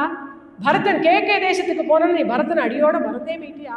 பரதனுக்கு ராஜாவா ஆக்கி பார்க்கணும், பரதனை பட்டாபிஷேகம் பண்ணி பார்க்கணுங்கிற எண்ணமே இல்லையா உனக்கு? ஆசையே இல்லையா உனக்கு அப்படின்னு சொல்லும் பொழுது கைகேயி அழகா சொல்றா, ராமேவா பரதேவாஹம் விசேஷம் நோபலக்ஷயே தஸ்மாத் துஷ்டாஸ்மி யத் ராஜா ராமம் ராஜாபிஷேக்ஷதி. மந்திரே, ராமனுக்கும் பரதனுக்கும் எனக்கு வேறுபாடே பார்க்க தெரியாது. எனக்கு 2 பேரும் என் குழந்தைகள், 2 பேரும் என்னுடைய ரத்னங்கள். ராமன் தானே மூத்த பிள்ளை. அந்த ராமனுக்கு பட்டாபிஷேகம் நீ சொன்ன விஷயத்த நான் எவ்வளவு சந்தோஷமா இருக்கேன் தெரியுமா? நீ பாட்டுக்கு பேசி நிற்கிறியே, போ, என்ன புடவை பிடிச்சிருக்கோ எடுத்துக்கோ, என் பீரோல இருந்து என்ன நகை வேணுமோ போட்டுக்கோ, நம்ம எல்லாரும் நன்னா அலங்காரம் பண்ணிட்டு நாளைக்கு ராமனுடைய பட்டாபிஷேகத்தை அனுமதிக்கலாம்.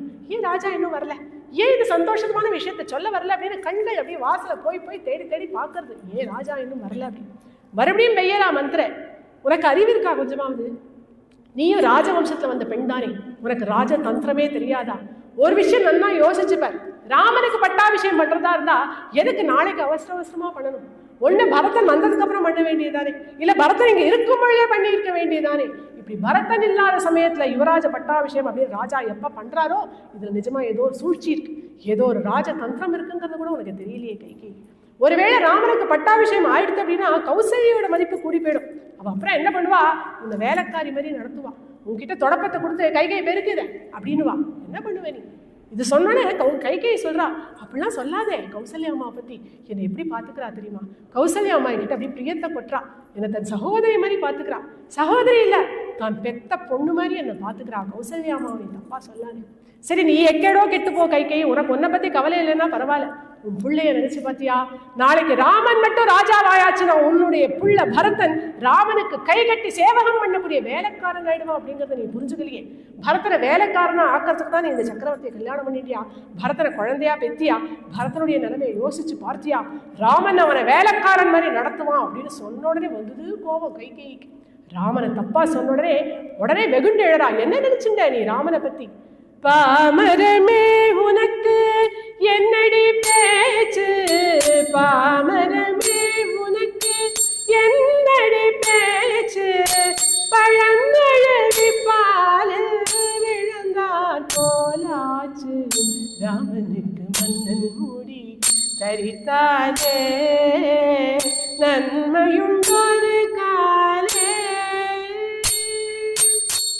பரசுராமன் கர்ப்பம் தீர்த்தவண்டி நம்மை எல்லாம் காப்ப வண்டி, பட்டம் கட்ட ஏற்ற வண்டி, ராமன் பட்டம் கட்ட ஏற்ற வண்டி, 4 பேரு மூத்த வண்டி, அவன் தான் என் கண்மணி, ராமனுக்கு மன்னன் மூடி தரித்தாலே நன்மையுண்டொரு காலே.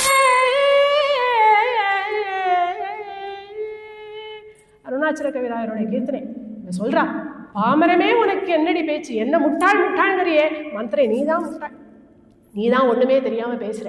ஏன் இன்னைக்கு எல்லாம் மாத்தி மாத்தி பேசுற? இன்னைக்கு என்னாச்சு உனக்கு? இக்ஷ்வாக்கு வம்சத்திலே மூத்த பிள்ளைக்கு தானே ராஜன், மூத்த பிள்ளைக்கு தானே யுவராஜ பட்டாபிஷேகம் பண்ணுவான். என்னவோ திடீர்னு புதுசா ராஜா ஏதோ பண்ணிட்டது போல சொல்றியே. அதனால மூத்த பிள்ளை ராமன், அவன் தான் ராஜா ஆகணும், இது நம்ம எல்லாருக்கும் எப்பவோ தெரியுமே.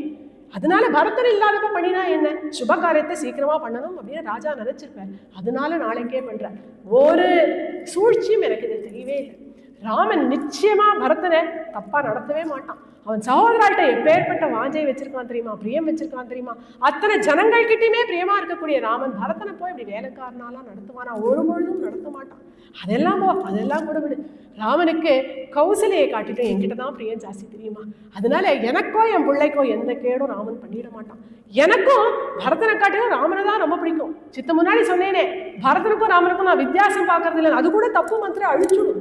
எனக்கு பரதனை காட்டிலும் ராமனை தான் ரொம்ப பிடிக்கும், எனக்கு ராமன் தான் வசதி, ராமன் தான் வசதி அப்படின்னு உடனே சொல்ல. நீ பேசிட்டே இருக்காது, நீ கிளம்பே, ராஜா வந்துடுவேன், ராஜா வந்தோட நான் அவர்கிட்ட இந்த சந்தோஷத்தை பகிர்ந்துக்கணும் அப்படின்னு. ஐயோ பாவம், அவ்வளோ அழகா பேசுறா அந்த கைகை. இவளுடைய மனசை மாத்தாம கிளம்புறது கிடையாது அப்படின்னு கங்கணம் கட்டின்னு வந்திருக்கா இந்த மந்திரை. உடனே சொல்றா, ஒரு பெரிய பிரம்மாஸ்திரத்தையே இப்போ விடுறா. துவம் தூ பரதம் ராமஹ பிராப்ய ராஜமகண்டகம் தேசாந்தரம் நாயயிதா லோகாந்தரம் வதாபி வா. கைகை, இப்போ ஒரு விஷயம் சொல்றேன், இதையாவது நன்னா நீ புரிஞ்சுக்கோ, இப்பவானும் உனக்கு புத்தி வரதா அப்படின்னு நான் பாக்குறேன். பரதனும் கேகே தேசத்துல இருக்கான், லக்ஷ்மணனும் ராவணனும் ஆரம்பத்திலிருந்தே க்ளோஸ். அதனால ராமன் ராஜாவாயாச்சுன்னா லக்ஷ்மணனுக்கு எந்த பிரச்சனையும் கிடையாது. லக்ஷ்மணனுடைய கூட பிறந்தவன் சத்ருக்னன், அதனால அவனுக்கும் எந்த பிரச்சனையும் வராது. பரதன் மட்டும்தான் தனியா இருக்காங்கிறத ஞாபகம் வச்சுக்கோ. ஒருவேளை ராமன் ராஜா ஆனதுக்கு அப்புறமா பரதன் கேகே தேசத்துலேருந்து அயோத்திக்குள்ளேயே வரக்கூடாதுன்னு சொல்லிட்டா நீ என்ன பண்ணுவேன்? இல்ல அயோத்தியாக்குள்ள வந்ததுக்கு அப்புறமா இங்க இருக்கக்கூடாதா, நீ காட்டுக்கு போ அப்படின்னு நாடு கடத்திட்டா என்ன பண்ணுவேன்? சரி, நாடு கடத்தினா ஏதோ இருந்த சௌக்கியமா இருந்துருக்கான் அப்படின்னு உனக்கு சமாதானமா இருந்தாலும் ஒரு கால் இந்த லோகத்தை விட்டே அனுப்பிட்டா என்ன பண்ணுவேன்? அவன் உயிரை வாங்கிட்டா நீ என்ன பண்ணுவ அப்படின்னு சொன்ன உடனே லேசா ஆட்டம் கண்டுது கைகேயிக்கு. நியாயம் தானே, எந்த ஒரு அம்மாவுக்குமே அவள் புள்ள உசுருக்கு ஆபத்து அப்படின்னாக்க ஒரு பயம் வரத்தானே செய்யும். லேசா அவள் முகத்துல ஒரு மாற்றம் தெரிஞ்சதை பார்த்துட்டான் இந்த மந்திரை. அதுக்கு மேல மேல மேல மேல மேல மேல தூபம் போட்டு அழகா பேசிட்டு இருந்த கைகேயோட மனசு அப்படியே அடியோட மாத்திட்டான். எப்பேற்பட்ட வியக்தி! இதெல்லாம் துஸ்சங்கத்துடைய இஃபெக்ட். இந்த மந்திரையினால என்ன அனர்த்தம் நடக்க போறது? எப்பேற்பட்ட ராஜா! அந்த ராஜா அப்படியே அடியோட சாய போற. 4 குழந்தைகளை 2 காட்டுக்கு போயிட போறது, 2 நாட்டில் எந்த ராஜசுவங்களும் அனுபவிக்காம 14 வருஷம் வேற எங்கேயோ போய் உட்கார்ந்துட்டு ஆட்சி பண்ணிட்டு வரப்போகுது. இது அத்தனைக்கும் இந்த மந்திரை தான் காரணம். அவள் போட்ட தூபத்துல இவளுடைய மனசும் மாறி போச்சு. கைகேயும் மனசு மாறினா, அவளும் கோபப்பட்டா, ஆத்திரப்பட்டா, வெகுண்டு எழுந்தா, கண்களெல்லாம் சிவந்தது. உடனே சீறினாள். மந்திர, இப்பதான் புரியுது நீ சொல்ற விஷயங்கள்ல இருக்கக்கூடிய நியாயம் என்ன அப்படிங்கிறது எனக்கு புரியுது. நீ சொல்றதுதான் கரெக்ட். அதனால எப்படியாவது ராமனை காட்டுக்கு அனுப்பிட்டு பரதனுக்கே பட்டாபிஷேகம் பண்ணி ஆகணும். இதுக்கு என்ன உபாயம் நீயே சொல்லு மந்திர அப்படின்னு மந்திரக்கிட்டே கேட்கிறான். கடகடான்னு சிரிச்சா மந்திர. அவளுடைய காரியம் இப்ப கை கூட போறது இல்லையா, அந்த சந்தோஷம்.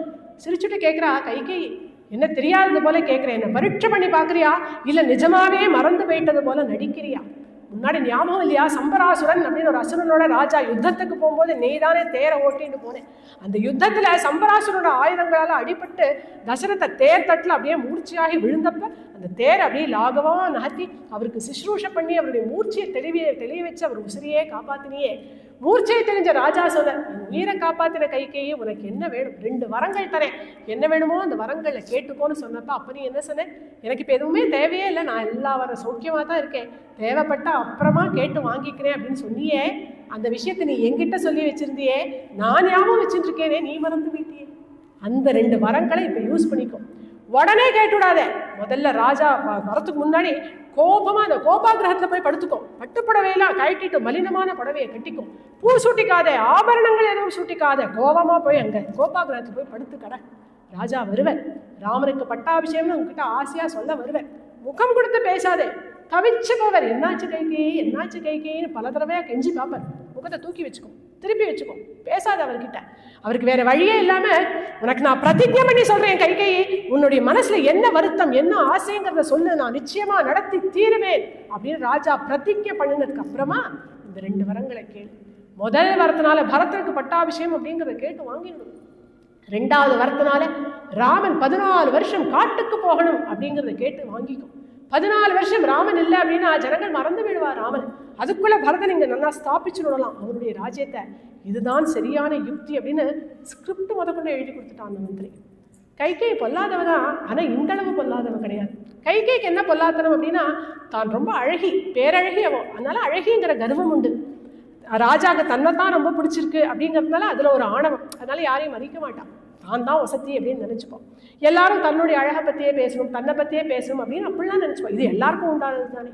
இவ்வளவுதான் அவள் பொல்லாதே தவிர இந்த மாதிரி ராஜாவை ஏமாத்தணும், எல்லா ஜனங்களுக்கும் கஷ்டத்தை கொடுக்கணும்னு ஒரு நாளும் அவன் நினைச்சது கிடையாது. ஆனா இன்னைக்கு இந்த மந்திரியுடைய கைப்பாவையாவே ஆயிட்டான் அந்த கைகேயி. அவ சொன்ன பிரகாரம் இதுதான் சரியான யுக்தி அப்படின்னு நினைச்சிட்டு அதே போல மலினமான புடவையை கட்டிண்டா, பூஷணங்கள் எல்லாம் களைஞ்சா, தலைவிரி கோலமா அதோ அங்க போய் படுத்துட்டு கிடக்கா கோபாகிரகத்துல. இங்க கைகேயோட பவனம் எப்படி இருக்க, அங்க ராஜா பாவம் சபையில எல்லாருக்கும் நாளைக்கு பட்டாபிஷேகம் அப்படிங்கிறதுக்கு என்னெல்லாம் இன்ஸ்ட்ரக்ஷன்ஸ் கொடுக்கணும் எல்லாத்தையும் கொடுத்துட்டு அங்கேயிருந்து கிளம்பி வரேன். ஐயோ லேட் ஆயிடுச்சு, கைகேயி காத்துட்டு இருப்பாளே. அவள்கிட்ட முக்கியமா இந்த விஷயத்தை போய் சொல்லணும். எப்பேற்பட்ட சந்தோஷத்தை படுவா. என்கிட்ட எவ்வளவு தூரம் சொல்லியிருக்கா, நீங்க ஏன் இவ்வளவு கஷ்டப்பட்டு இருக்கே சுவாமி, ராமனுக்கு சீக்கிரம் பட்டம் கட்டிட்டு நீங்க விஸ்ராந்தி எடுத்துக்கப்படாதான்னு என்கிட்ட எவ்வளவோ தூரம் கைகேயவே சொல்லியிருக்காளே. இன்னைக்கு போய் அவள்கிட்ட நீ சொன்னபடி நாளைக்கு ராமனுக்கு பட்டாபிஷேகம்னு சொன்னா எவ்வளவு சந்தோஷப்படுவா.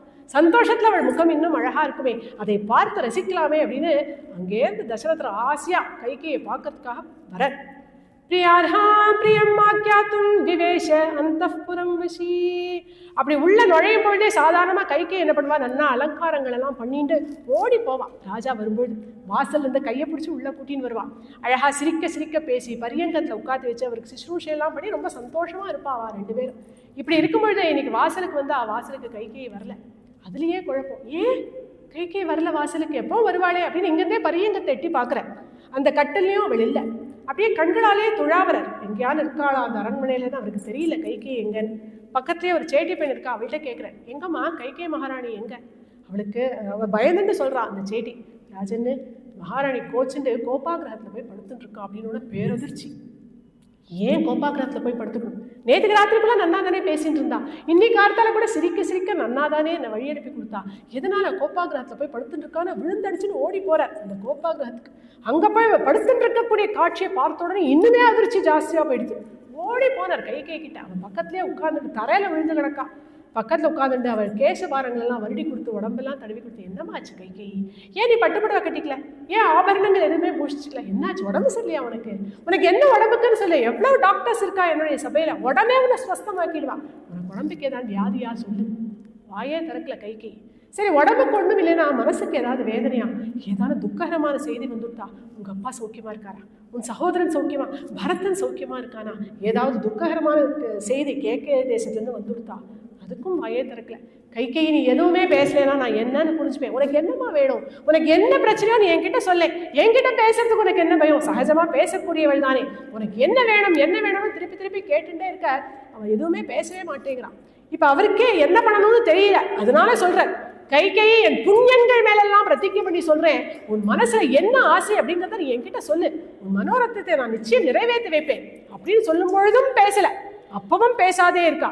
இப்ப ராஜா கர்ஜனை பண்ற, கைகேயி ஏன் உனக்கு என் மேல நம்பிக்கை இல்லையா, நான் யாரு, எதையும் செய்யக்கூடிய சமர்த்தன் அப்படிங்கிறது உனக்கு தெரியாதா, யாவதாவர்த்ததே சக்கரம் தாவதீமே வசுந்தரா பிராச்சீனாஹ சிந்து சௌவீராஹ சௌராஷ்டிரா தக்ஷிணாபதாஹ வங்காங்க மகதா மத்ஸ்யாஹ சம்ருத்தாஹ காஷி கோசலாஹ. எப்பேற்பட்ட நாடுகள் இந்த பூமியில இந்த சூரியனுடைய கிரணங்கள் எது வரைக்கும் படுறதோ அத்தனையும் இந்த தசரனுடைய ஆட்சிக்கு உட்பட்டவை அப்படிங்கிறது தெரிஞ்சுக்கும். அங்க வங்க குலிங்க தேசங்கள், மத்ஸ்ய மகத தேசங்கள், சௌராஷ்டிர சௌவீர தேசங்கள், சேர சோழ பாண்டிய தேசங்கள், காசி கோசல தேசங்கள், இன்னும் என்ன தேசங்கள் உண்டோ அத்தனையும் இதோ இந்த தசரனுடைய ஆட்சிக்கு உட்பட்டவை. உனக்கு என்ன வேணும்னு சொல்லி, உனக்கு ரத்ன கம்பளம் வேணுமா, முத்து குவியல் வேணுமா, ரத்ன குவியல் வேணுமா, என்ன வேணும்னு சொல்லி இதோ அடுத்த க்ஷணம் உன் காலடியில் கொண்டு வந்து போடுறேன், அதுக்கான சமர்த்தம் தான், உனக்கு என்ன வேணும்னு கேள் அப்படின்னு ராஜா முழங்கினோன்னு இப்ப மெதுவா பேசுறான் கைகேயி. எனக்கு உடம்புக்கெல்லாம் ஒன்றும் இல்லை, நான் நல்லா ஸ்வஸ்தமாக தான் இருக்கேன், எனக்கு எதுவும் தேவையில்லை, நீங்கள் கேட்ட எல்லா பொருளும் எனக்கு ஏற்கனவே இருக்குது, நீங்கள் தான் நிறையா வாங்கி கொடுத்துட்டேளே, எல்லாமே என்கிட்ட இருக்கு, என் மனசில் ஆனால் ஒரு மனோரதம் இருக்குது, அது நிறைவேற்றி வைப்பேன் அப்படின்னு நீங்கள் சத்தியமிட்டு சொல்லுங்கோ, பிரதிஜை பண்ணி சொல்லுங்கோ, அப்போதான் நான் சொல்லுவேன் அப்படிங்கிறான். ராஜா நினைச்சு, இப்போ தானே பிரதிஜை பண்ணினேன், என் புண்ணியங்கள் மேலெல்லாம் பிரதிஜை பண்ணி சொல்கிறேன்னு சொல்லிட்டு தானே நான் இவ்வளோ பேசியிருக்கேன், மறுபடியும் பிரதிஜை பண்ணு அப்படின்னு சொல்கிறாளே, அப்போ இதை விட ஏதோ வேற ஏதோ பெருசாக எதிர்பார்க்குறான் அப்படிங்கிறது தெரியாது. ஆனால் ராஜாவுக்கு ராம பட்டாபிஷேகத்தை பற்றி சொல்லணும். சரி இவளை சமாதானப்படுத்திட்டு, எதையாவது சொல்லி இவளை சமாதானப்படுத்திட்டு அந்த சந்தோஷத்தை சொல்லணும் அப்படிங்கிறதுக்காக உடனே சொல்கிறார், யம் முகூர்த்தம் அபஷ்யம்ஸ்து ந ஜீவேயம் அஹம் த்ருவம் தேன ராமேண கைகேயி சபேதே வசன க்ரியாத். யம் முகூர்த்தம் அபஷ்யம்ஸ்து ந ஜீவேயம் அஹம் த்ருவம் தேன ராமேண கைகேயி சபேதே வசன க்ரியாத். கைகேயி எந்த ராமனை ஒரு முகூர்த்தம் பிரிஞ்சா கூட என்னுடைய தேகத்தை ஜீவனானது தங்காதோ, அப்பேற்பட்ட அந்த ராமன் மேல பிரதிஜை பண்ணி சொல்றேன் கைகேயி, உன் மனோரத்தத்தை நான் நிறைவேற்றி வைப்பேன் அப்படின்னு சொல்லிவிட்டார். இப்படி ஒரு பிரதிஜையை வாங்கின உடனே இப்ப கைகேயி கம்பீரமா சொல்றான், இதோ இந்த ராஜா தசரத சக்கரவர்த்தி பண்ணின பிரதிஜைகளுக்கு இங்க இருக்கக்கூடிய பூதங்கள் எல்லாம் சாட்சி, அதோ அந்த ஆகாசம் சாட்சி, சந்திர சூரியால் சாட்சி, 9 கிரகங்களும் சாட்சி, இங்க இருக்கக்கூடிய வரதேவதைகள், பூமியில சுற்றக்கூடிய தெய்வங்கள் அத்தனையும் சாட்சி அப்படின்னு உடனே ராஜா பயப்படுற, இதுக்கு சாட்சியெல்லாம் கூப்பிடுறான். இப்ப என்ன கேட்டுட போறான், நான் தான் சத்தியமும் பண்ணியாச்சு, சாட்சியெல்லாம் வேற கேட்கிறாளே, நிச்சயமா இவ ஏதோ பெருசா எதிர்பார்க்கிறா அப்படின்னு ராஜா நடுங்கிட்டே இருக்கும் பொழுது ரொம்ப கேஷுவலா சொல்றான், ஏயவரங்கள் 2 ஒன்றினால் என் சே உலகாழ்வது, சீதை கேள்வன் ஒன்றால் போய் வனம் ஆழ்வது என புகன்று நின்றாள், தீயவை யாவையினும் சிறந்த தீயாள் தீயவை யாவையினும் சிறந்த தீயாள். கம்பனுக்கு அப்படி ஒரு கோபம் இந்த கைகேயி மேல. தீயவர்களுடைய ஒரு லிஸ்ட் போட்டு எடுத்து வச்சாக்க அதுல சிறந்தவா யாரு அப்படின்னு பார்த்தா பெஸ்ட் தீயவள் இந்த கைகேயி தான் அப்படின்னு சொல்றார். இப்ப ராஜா கிட்ட அவன் சொல்றா, எனக்கு முன்னாடி நீங்க 2 வரங்கள் கொடுத்தீங்களே ஞாபகம் இருக்கா? அந்த 2 வரங்களை இப்ப நான் உங்ககிட்ட கேட்டு வாங்கிக்கிறேன். முதல் வரத்தினால என் பிள்ளை பரதன் தான் இந்த யுவராஜ பட்டாபிஷேகம் அவனுக்கு தான் பண்ணணும், அவன் தான் இந்த ராஜ்யத்தை ஆட்சி பண்ணணும். 2வது வரத்தினால அதை கூட ராஜா பாவம் அவர் சமாளிச்சு விடுவார், ஏற்று விடுவார். 2வது ஒரு வரம் கேட்டாலே பாவம். 2வது வரத்தினால அதோ அந்த சீத்தை கேள்வன் கௌசலையை பெற்ற புத்திரன் ராமன், சீத்தையுடைய ஆத்துக்காரர் கணவன், இங்கே 14 வருஷம் தண்டகாரண்ய வரத்துல போய் மரவரி தரிச்சுட்டு ஜட்டாபாரம் போட்டுட்டு அங்க போய் வாழணும் அப்படின்னு சொன்ன உடனே அப்படி தட மூர்ச்சியாய் கீழே விழுந்துட்டார். வேற எந்த வரம் போல கீழே விழுந்தார். அவருடைய மூர்ச்சியை கூட தெளிய வைக்கலையாம். கைகேயி வேடிக்கை பார்த்து நிற்கிறா. அந்த மூர்ச்சை தானே தெளிஞ்சோட ராஜா பார்க்க, என்னது கிம்மே யதிவா ஸ்வப்னம் சித்த மோகோபி வாமம அனுபூதோபசர்கோவா. என்னாச்சு எனக்கு? இது என்னது ஸ்வப்னமா?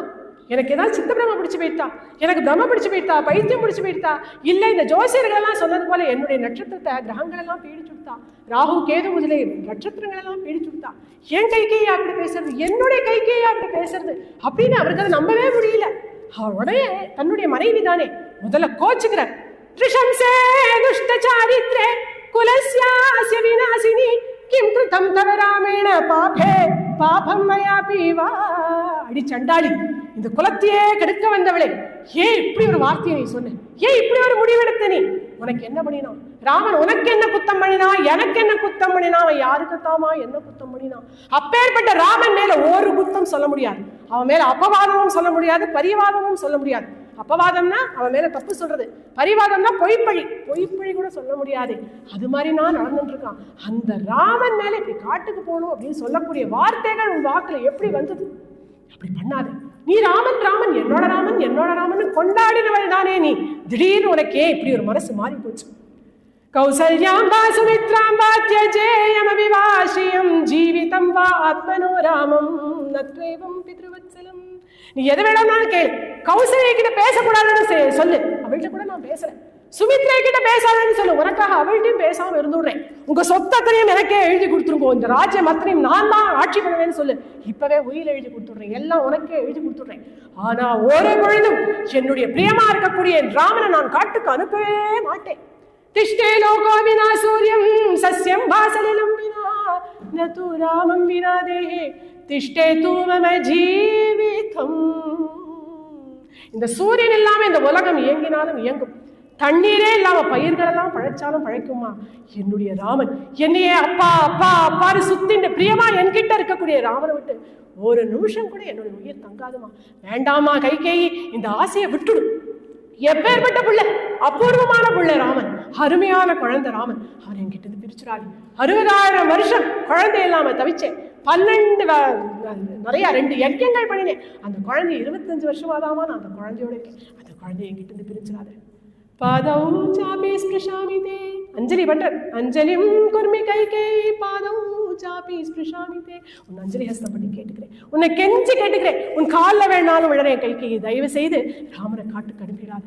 என்னுடைய சிரசு வசிஷ்டருடைய பாதங்களை தவிர வேற யாருடைய காலையும் பட்டது கிடையாது. இன்னைக்கு உன் காலில் வேணாலும் விழறேன் கைகேயி, தயவு செய்து இந்த வரத்தை மட்டும் மாத்திட்டு வேற எது வேணும்னாலும் நீ கேளு, நான் பண்ணிடுறேன், ராமனை மட்டும் காட்டுக்கு அனுப்பாதமா அப்படின்னு கெஞ்சில.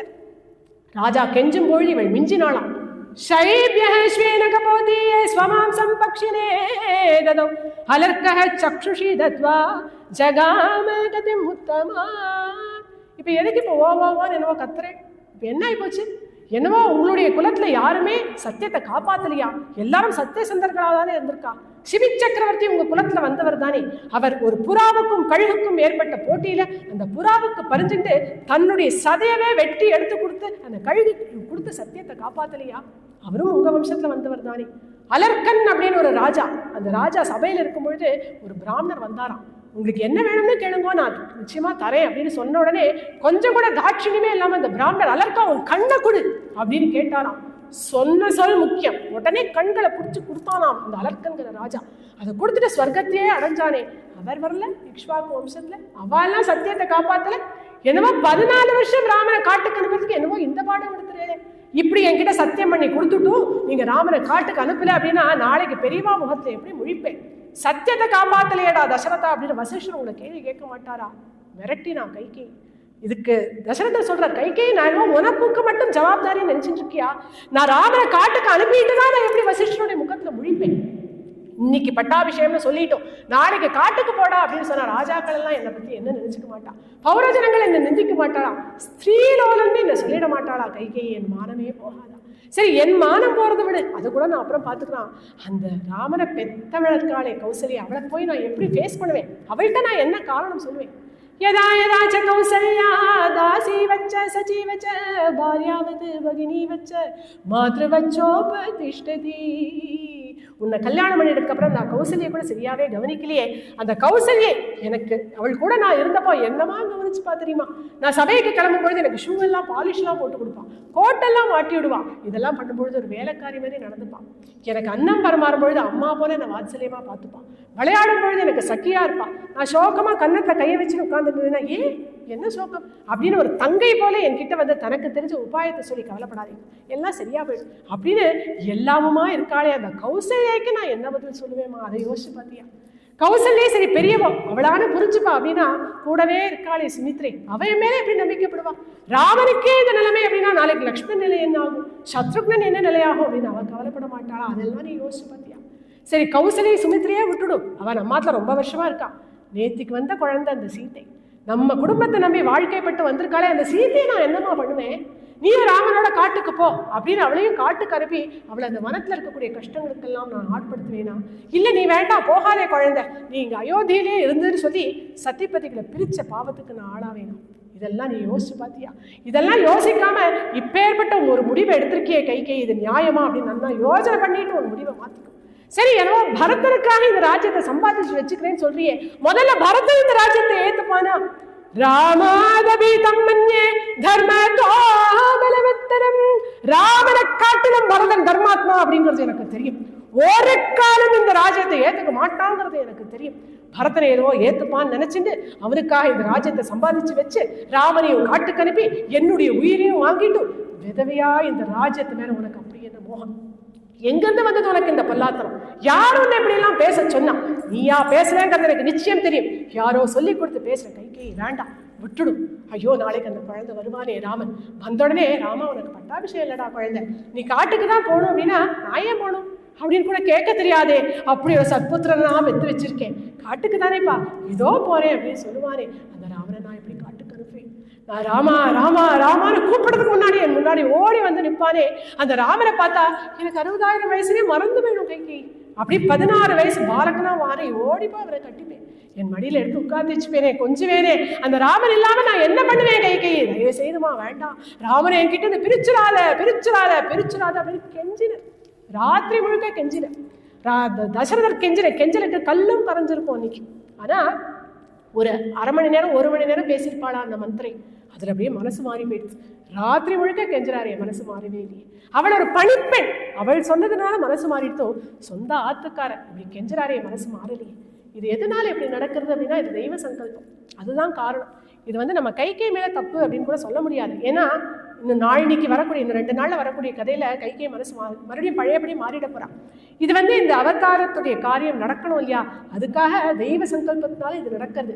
இது நமக்கு எப்படி தெரியும் அப்படின்னா, ராமர் இருக்காரு, ஒரு தரம் கூட கைகேயை வந்து தூஷிக்கவே மாட்டான்.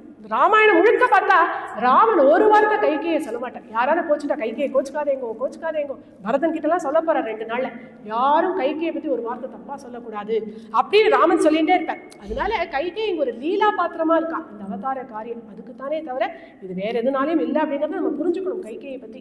ஆனா இப்படி கெஞ்சினப்போ கைகேயோட மனசு மாறல அப்படிங்கிறது ஃபேக்ட்.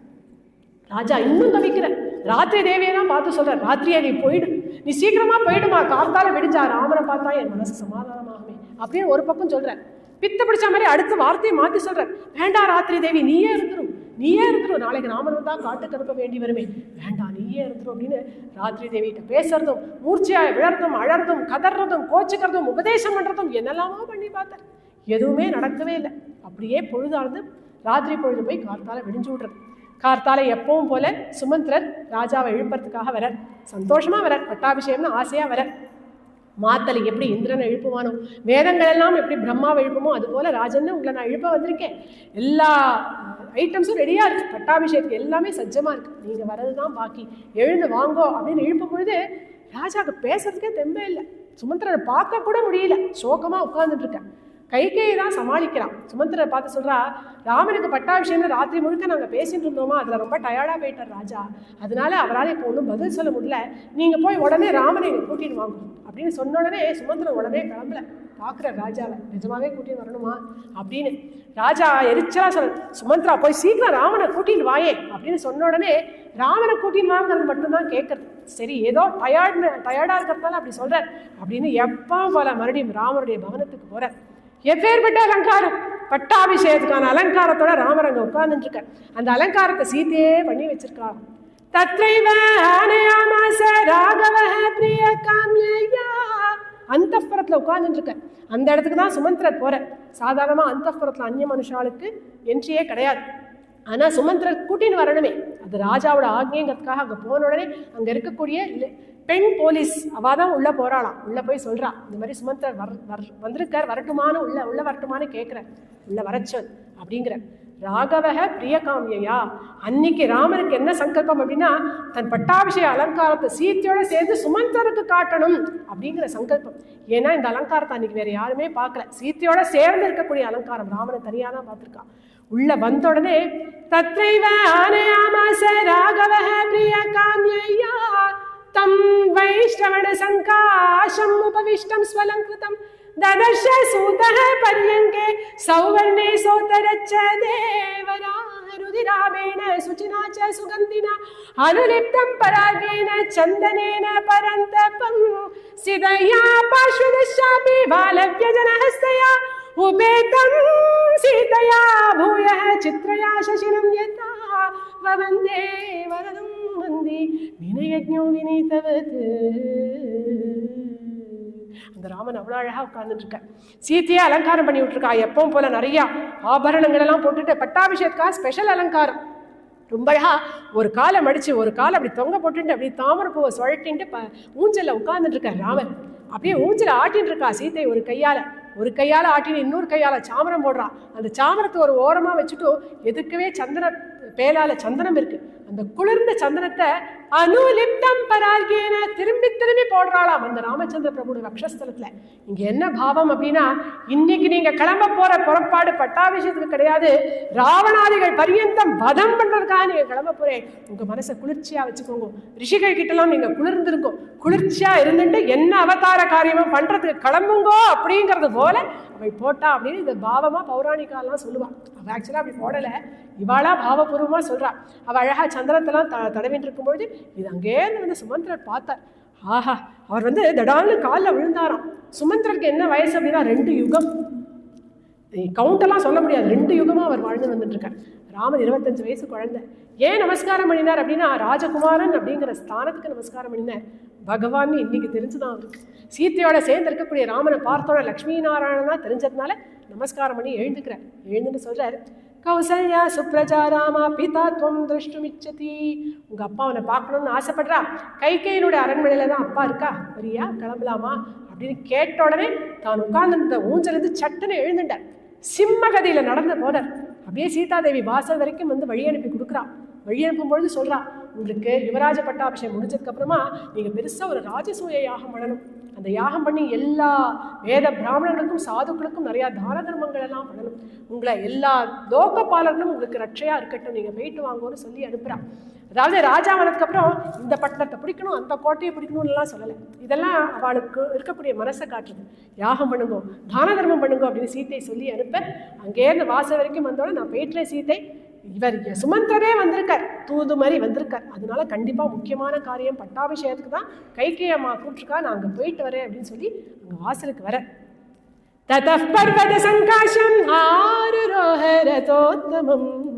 வாசலை வந்து பார்த்தா அந்த ரத்தம் அப்படியே வெள்ளினால ஆன ரத்தம்.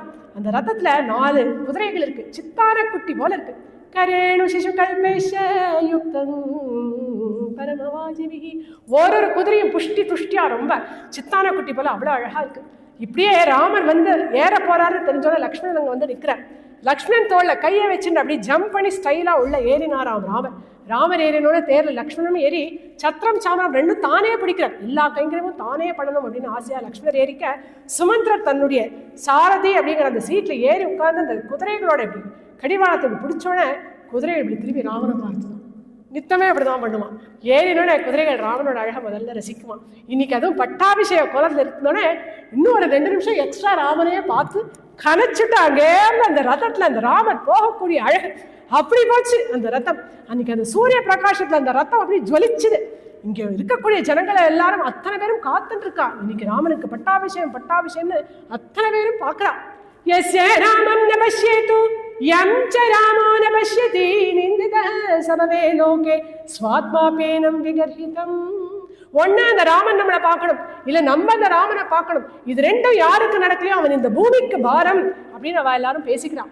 எவ்வளவு பேருடைய ராஜ்யத்துல இருந்திருக்கும், நம்ம அஜமகாராஜாவுடைய ராஜ்யத்துல இருந்திருக்கும், தசரத சக்கரவர்த்தியோட ராஜ்யத்துல இருந்திருக்கும். இதோ ராமனுடைய சமகாலத்துல இருந்து அந்த குழந்தையோட பட்டாபிஷேகத்தை பார்க்க கிடைச்சதே அப்படின்னு இவ எல்லாரும் பேசிக்கிறான். ஸ்திரீகள் எல்லாம் பேசிக்கிறான். நூனம் நந்தது தேமாதா கௌசல்யா மாத்ரு நந்தன. இந்த ராமனை பெத்த அம்மா இன்னைக்கு என்ன குளிர்ந்திருப்பாலும், இந்த குழந்தைய பெத்தோமே அப்படின்னு அவர் வயறு எவ்வளவு குளிர்ந்திருக்கும் அப்படின்னு கௌசல்யாமா அவன் நினைச்சுக்கிறான். சர்வே சீமந்தினி சீதாம் சீமந்தினி பராம். அந்த சீதை என்ன பாக்கியம் பண்ணினாலும் இந்த ராமச்சந்திரனுடைய தோளை அப்படியே தழுவிட்டு ரோஹிணி நட்சத்திரம் போல ஜொலிக்கிறாளே அப்படின்னு அத்தனை ஜனங்களும் குதூகலமா சீதை கௌசல்யை எல்லாரையும் நினைச்சுக்கிறா. ஏன் இந்த ஸ்லோகங்கள்லாம் இங்கே சொல்ல போகிறோம் அப்படின்னா அவளுக்கெல்லாம் இப்போ இந்த தகவல் அடுத்து தெரிய போகிறது, காட்டுக்கு போகிறோம் அப்படிங்கிற தகவல். சந்தோஷப்படுவா அப்படின்னு ஜனங்கள் அத்தனை பேரும் சொல்கிறதெல்லாம் கேட்டுட்டு அப்படியே கைகேயனுடைய அரண்மனை வாசல்ல அந்த ரதம் போய் நிற்கிறது.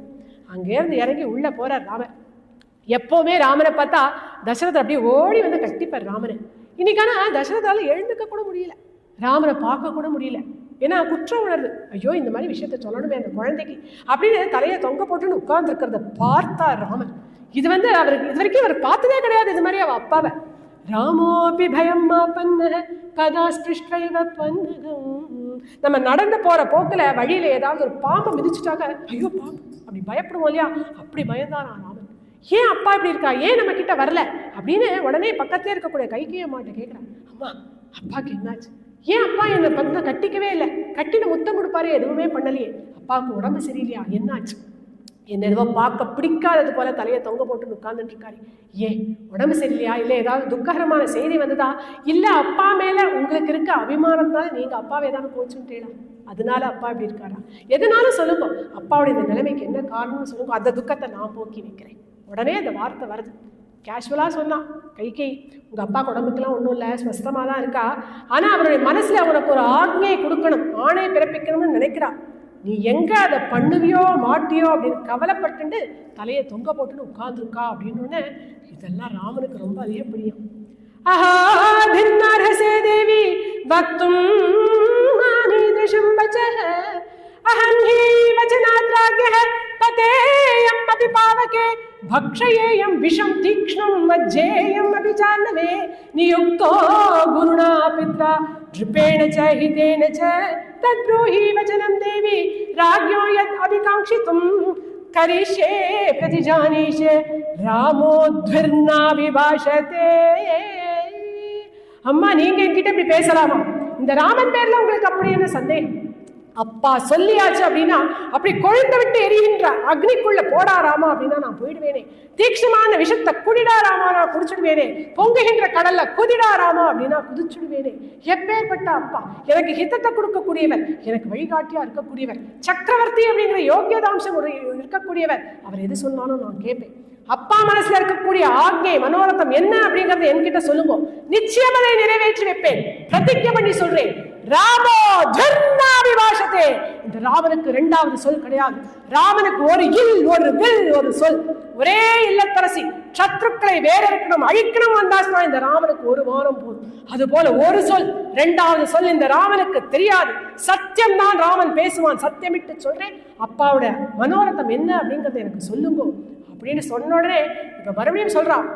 ஆயுசோய் உலகமெல்லாம் பரதனே ஆள நீ போய் தாயிரும் சடைகள் தாங்கி தாங்க அருந்தவம் மேற்கொண்டு பூழி வெங்கானம் நன்னி புண்ணிய புனல்கள் ஆடி 7 ஆண்டின் வா என்று இயம்பினன் அரசன் என்றாள்.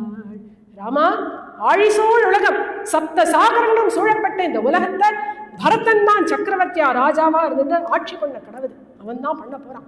அப்ப நான் என்னமா பண்ணணும் அப்படின்னு கேட்கிறியா? தாழ சடைகள் தாங்கி நிறைய ஜட்டாபாரம் போட்டுக்கும். ஜட்டாபாரம் போட்டு மரவுரி கட்டிக்கும். கட்டிட்டு காட்டுக்கு போ, தண்டகாரண்ய வனத்துக்கு போ. அங்கேயும் போய் ஒரே இடத்துல இருந்துராது. பூழி வெங்கானம் நன்னி புண்ணிய புனல்கள் ஆடி. எங்கெங்கெல்லாம் புண்ணிய தீர்த்தம் இருக்கோ இங்கேயும் அங்கேயும் அலைஞ்ச புண்ணிய தீர்த்தங்கள் எல்லாம் அலைஞ்சிட்டு 7 ஆண்டின் வா என்று 14 வருஷம் கழிச்சு இங்க வா அப்படின்னு நான் சொல்லல ராமா. இயம்பினன் அரசன் என்றாள். இதெல்லாம் உங்க அப்பாவோட ஆசை அப்படின்னு சொன்ன உடனே இன்னொருத்தரா இருந்திருந்தா அப்படியே வேற இருந்த மரம் போல அப்படியே துவேல கீழே விழுந்திருப்பான். கையால் ஆகாதவனா இருந்திருந்தாக்கா ஓரம் அழுதுருப்பான், தலையில கையை வச்சுட்டு.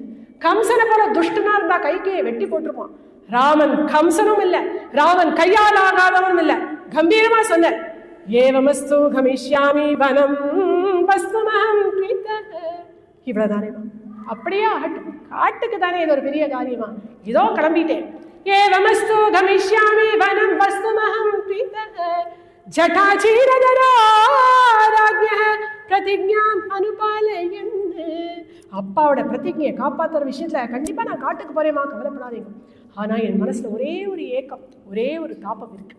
அலீகம் மானசம் ஏகம் ஹிருதயம் தஹதீவமே ஸ்வயம் என்னாஹமாம் ராஜா பரதஸ்ய அபிஷேச்சனம். பரதனுக்கு பட்டாபிஷேகம், யுவராஜ பட்டாபிஷேகம் அப்படிங்கிறத அப்பாவே என்கிட்ட சொல்லியிருக்கலாமே, சொல்லியிருந்தா நான் சந்தோஷப்பட்டிருப்பேனே. என் தம்பி பரதனுக்கு பட்டாபிஷேகம் அப்படின்னா நான் சந்தோஷம் தானே படுவேன், எனக்கு அது துளி கூட சோகம் கிடையாது. அஹம் ஹி சீதாம் ராஜ்யம் ச பிராணானிஷ்டாந்தனானி ச திருஷ்டோ பிராத்ரே ஸ்வயம் தத்யான் பரதாய அப்ரச்சோதிதஹ. என் தம்பி பரதனுக்காக இந்த ராஜ்யம் என்னவா, என் பிராணங்களையும் கொடுப்பேன், என் பிராணங்களுக்கும் மேலான சீத்தையை கூட தேவைப்பட்டா தியாகம் பண்ணுவேன். என்னுடைய திருஷ்டோ பிராத்ரே சந்தோஷமா கொடுப்பேன், ஸ்வயம் தத்யாம் நானாவே கொடுப்பேன், அப்ரச்சோதிக கேட்காமையே கொடுப்பேன். அவருக்கு என்ன வேணுமோ சந்தோஷமா அவன் கேட்காம நானாவே கொடுப்பேனே. ராஜ்யம் என்ன ஒரு பெரிய காரியமா, நான் கண்டிப்பா காட்டுக்கு போறேன். நீங்க பரதனை காலாகாலத்துல கேகே தேசத்துல வரவழைங்கோ, அவனுக்கு உடனே பட்டாபிஷேகம் பண்ணுங்கோமா, ஏதோ கிளம்பிட்டேன் அப்படின்னு கைகேயிட்ட சொல்லிட்டு அப்பாவை பார்க்குறாரு ராமன். பார்த்தோன்னே கைகேயிக்கு உள்ளூர சந்தோஷமா இருக்கு. சரி, ராமன் காட்டுக்கு போறேன்னு சொல்லிட்டான்னு சந்தோஷமா இருக்கு. ஆனா அந்த குழந்தை அப்பாவை பார்க்கறானே, பார்த்த உடனே அப்பா இருக்கக்கூடிய நிலைமையை பார்த்து மனசு மாறிடுமோ அப்படின்னு பயப்படுறான். உடனே சொல்றா, ராமா நீ எத்தனை காலம் இங்கேயே பேசிட்டு நின்றுட்டு இருக்கியோ அது வரைக்கும் உங்க அப்பாவுக்கு நிம்மதி கிடையாது.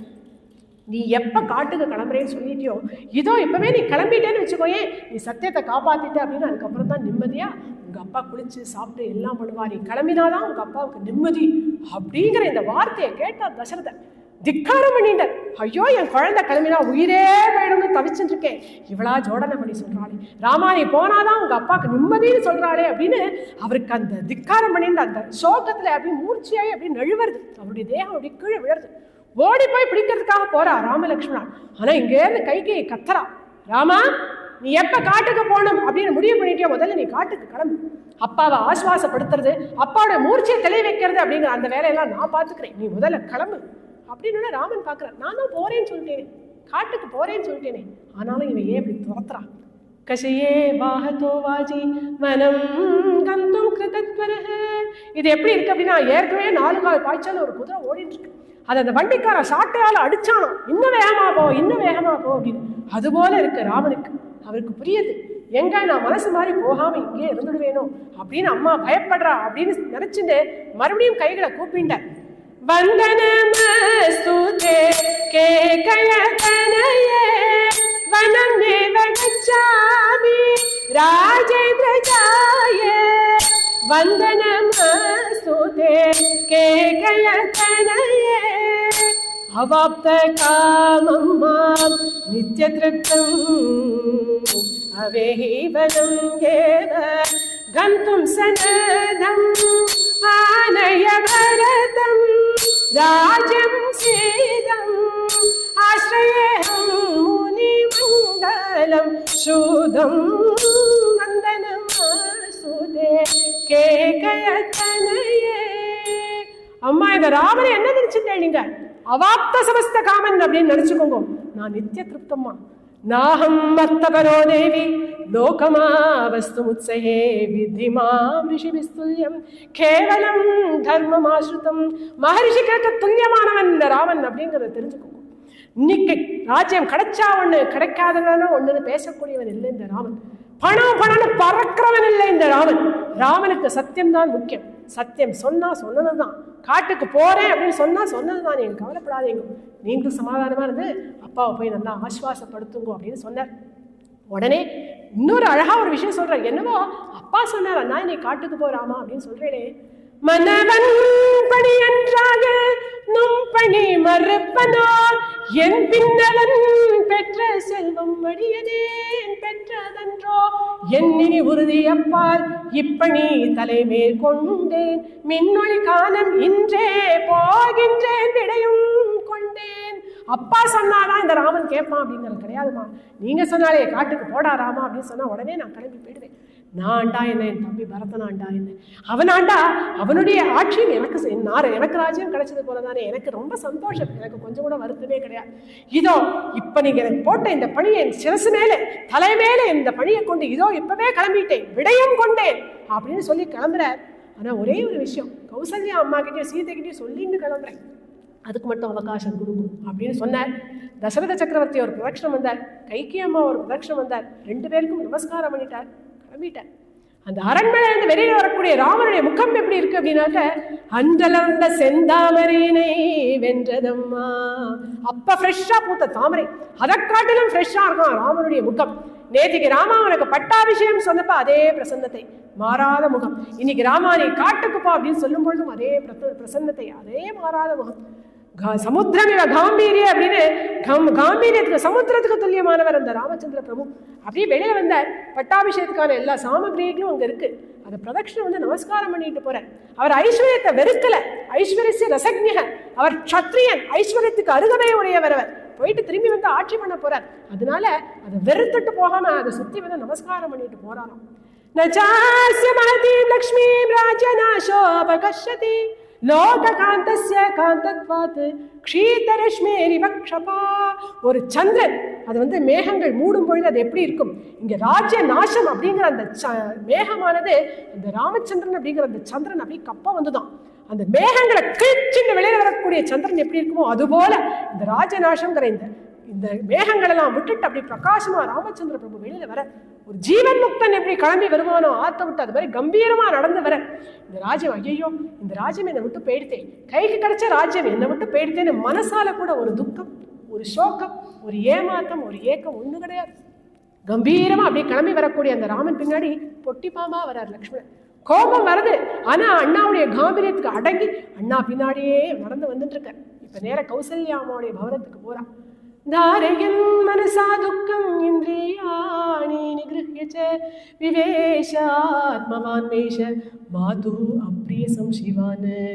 இவர் என்ன எல்லா காமக்ரோதாதிகளும் ஜெயிச்சவர், தபசமாதி குணங்களோட தான் நடந்து வர. இருந்தாலும் தாரயன் மனசா துக்கம், அம்மா கிட்ட இந்த விஷயத்தை எப்படி சொல்ல போறோம் அப்படின்னு நினைக்கும் பொழுதே மனசுல துக்கம் வருது. ஐயோ அழுவலை, எப்படி தாங்குவா, வயசானவளாச்சே, அம்மா நான் காட்டுக்கு போறேன் அப்படின்னு சொன்னா அவளை நான் எப்படி சமாதானப்படுத்த போறேன் அப்படின்னு நினைச்சுட்டே இங்கேருந்து கிளம்பி அம்மாவுடைய ஆத்துக்கு போறேன். அங்க கௌசல்யா எப்படி இருக்கான்னா சந்தோஷமா இருக்கா. ஆஹா என் பிள்ளைக்கு நீங்க பட்டாபிஷேகம் ஆக போறது, அதுவும் அந்த குழந்தை இதோ நமஸ்காரம் பண்ண வருமே வருமே அப்படின்னு காத்துட்டு இருக்கா. அப்படி இருக்கும் பொழுது கௌசல்யா ஆத்துக்கு ராமன் எப்படி போறார் அப்படின்னா, குழைக்கின்ற கவரியின்றி கொற்றவெண் குடையும் இன்றி இழைக்கின்ற விதி முன் செல்ல தர்மம் பின் இறங்கியே மழை குன்றம் மனையான் மௌலி கவித்தனன் வரும் என்று என்று தழைக்கின்ற உள்ளத்து அந்நாள் முன் ஒரு தமியன் சென்றார். அவருக்கு சத்திரம் பிடிக்கிறதுக்கு ஆள் கிடையாது, சாமரம் போட ஆள் கிடையாது. ராமன் 4 அடி எடுத்து வச்சாலே அப்படி ஓடி வந்து எல்லாரும் சத்திரம் பிடிப்பா, சாமரம் போடுவா. இன்னைக்கும் வந்தா தடுத்து விட்டார். இனிமே பரதனுக்கு ராஜ்யத்தையே கொடுத்தா சரி, சத்திரம் என்ன சாமரம் என்ன தடுத்து விட்டார். அவளாலும் திரும்பி போயிட்டா, என்ன காரணம்னு தெரியல இப்போ, அதனால அவ போயிட்டா. அதனால சத்திர சாமராதிகள் எல்லாம் இல்லாம இங்க வர. இழைக்கின்ற விதி முன் செல்ல, அந்த விதியானது அந்த தெய்வ சங்கல்பமானது அவர் அப்படியே வழி நடத்திட்டு போயிட்டே இருக்கான். தர்ம தேவதை பின்னாடி ஏகரா. தர்மம் பின் இறங்கியே தர்மதேவதையை கெஞ்சரா. ஐயோ ராமா குழந்தை, உனக்கா இந்த நிலைமை வேண்டாண்டா, நான் எக்கேடோ கெட்டு போறேன், போ நீ தர்மத்தை நீ காப்பாற்றலைன்னா பரவாயில்ல, உனக்கு இந்த நிலைமை வேண்டாம். தர்ம தேவதை அப்படி பின்னாடி கெஞ்சின்றே போறாளாம். அங்க எப்படி காத்துட்டு இருக்கா அப்படின்னா, அதோ அந்த குழந்தை வரும் வரும் வரும் அப்படின்னு தழைக்கின்ற உள்ளத்து அந்நாள் அப்படி சந்தோஷமா இருக்கக்கூடிய அந்த கௌசல்யா அம்மாவுடைய பவனத்துக்கு இவர் போறார். அங்க கௌசல்யா ஆர்த்தியெல்லாம் கரைச்சி ரெடியா எடுத்து வச்சுட்டு இருக்கா. உடனே சொல்றா, சுமித்ரே பாலை காய்ச்சி வச்சுட்டியா, பழமெல்லாம் கட் பண்ணி வச்சுட்டியா, குழந்தை நேத்துல இருந்து சாப்பிடல, வந்தா உடனே பாலும் பழமும் கொடுக்கணும், எல்லாம் ரெடியா அப்படின்னு சுமித்ரா தேவிட்ட கேட்டுட்டு இருக்கும் பொழுதே வாசல்ல ராமன் அம்மா அப்படின்னு கூப்பிடுற குரல் கேட்கறது. ஓடி நான் உள்ள இருந்து ஓடி போய் அந்த ராமன் அப்படி இறுக்கி கட்டிக்கிறான். உச்சி முகர்ந்து அந்த குழந்தைய அப்படி கொஞ்சறான். கொஞ்சம் பொழுது ஆசீர்வாத வாக்கியங்களா ரொம்ப அழகா சொல்றா. விருத்தானாம் தர்மசீலானாம் ராஜர்ஷீனாம் மகாத்மனா பிராப்னுஹி ஆயுஷ்ச கீர்த்திம் ச தர்மம் சாபி உசிதம் குலே சத்ய பிரதிஜ்ஞம் பிதரம் ராஜானம் பஷ்ய ராகவ அத்யைவ ஹி த்வாம் தர்மாத்வா ரவ்வராஜே விசேக்ஷதி.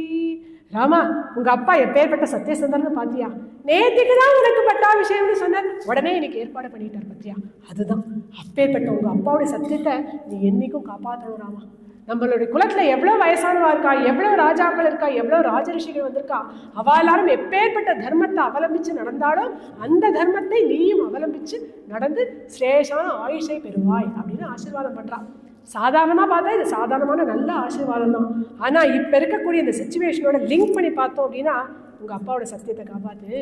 ராஜ ரிஷிகள் மகரிஷிகளெல்லாம் எந்த தர்மத்தை ஆசிரிச்சாரோ அந்த தர்மத்தில் நடந்து நீ பெரிய கீர்த்தியை அடைவாய் அப்படின்னு அப்படியே அந்த வார்த்தைகள் அப்படி கோர்க்கப்பட்டு வந்து விழருது. உடனே சுமித்ரா தேவி ஓடிவிடா. ராமா இந்தா பழமெல்லாம் கட் பண்ணி வச்சிருக்கேன், முதல்ல இதை சாப்பிடு, பால் காய்ச்சிருக்கேன், ஆத்தி கொண்டு வந்து தரேன் அப்படின்னு சுமித்ரா தேவி உள்ள ஓடுறா. இப்போ கௌசல்யா அம்மா பார்க்குறா, சிரசில் அந்த கிரீடம் இல்லை, மகுட்டம் இல்லை. அதனால நினச்சிக்கிறா, ஓ இப்போதான் குழந்தை போறான் போல இருக்கு பட்டாபிஷேகத்துக்கு, போகிறதுக்கு முன்னாடியே நமஸ்காரம் பண்ணிட்டு போக வந்திருக்கானாக்கும் அப்படின்னு சொல்றா. ராமா இங்கே வா, இந்த ஆசனத்தில் உட்காரு, வசிஷ்டர் இதை சாப்பிடாத அதை சாப்பிடாத வேற அது போனா போறதுடா, பால் பழத்துக்கெல்லாம் ஒன்றும் தோஷம் இல்லை, அதனால இதெல்லாம் நீ சாப்பிடலாம் அப்படின்னு ஒரு தாய்க்கே உண்டான பரிவோடு அவ சொல்லிட்டு இருக்கான். அதுக்குள்ள சுமித்ராமா பால் ஆத்தி குடி குடி அப்படிங்கிறா. ராமன் பார்க்குற கௌசல்யின்னு ஒரு பிரேம சமுத்திரம், சுமித்ரைன்னு ஒரு பிரேம சமுத்திரம், இது ரெண்டுத்துக்களுக்கும் நடுவில் நான் என்னமா தான் இந்த விஷயத்த சொல்ல போறேனோ அப்படின்னு ஒரு தவிப்பு, அவருக்கே ஒரு தயக்கமா இருக்கு, எப்படி அவளை சமாளிக்க போறோம் அப்படின்னு. உடனே அவள் சொன்னா இல்லையா, ஒரு ஆசனத்துல கொடுத்து இது உட்காருன்னு சொன்னா இல்லையா, அதையே வியாஜமா இருந்து சொல்றேன். அம்மா இந்த ரத்ன கச்சிதமான ஆசனத்துல உட்காரக்கூடிய சமயம் இல்லைம்மா, விஷ்டராசன யோகியோ காலோயம்மா உபஸ்தித, தர்பாசனத்துல உட்காரக்கூடிய காலம் வந்திருக்குமா எனக்கு. என்னடா ராமா சொல்ற, உடனே துடிச்சு போனா, இருமா இரு சமாதானமா இரு, ஒன்றும் நடந்துடல. இந்த ராஜ்யம் பெருசா இருக்கோ இல்லையோ அயோத்தி சாம்ராஜ்யம், அது அப்பா என்ன பண்ணியிருக்கா, ரெண்டா பிரிச்சிருக்கான். அதை வனராஜ்யம் சாம்ராஜ்யம்னு பிரிச்சிருக்கான். சின்னதா இருக்கக்கூடிய சாம்ராஜ்யத்தை பரத்தனை ஆட்சி பண்ண சொல்லியிருக்கான், பெருசா இருக்கக்கூடிய வனராஜ்யத்தை எனக்கு கொடுத்துருக்காமா.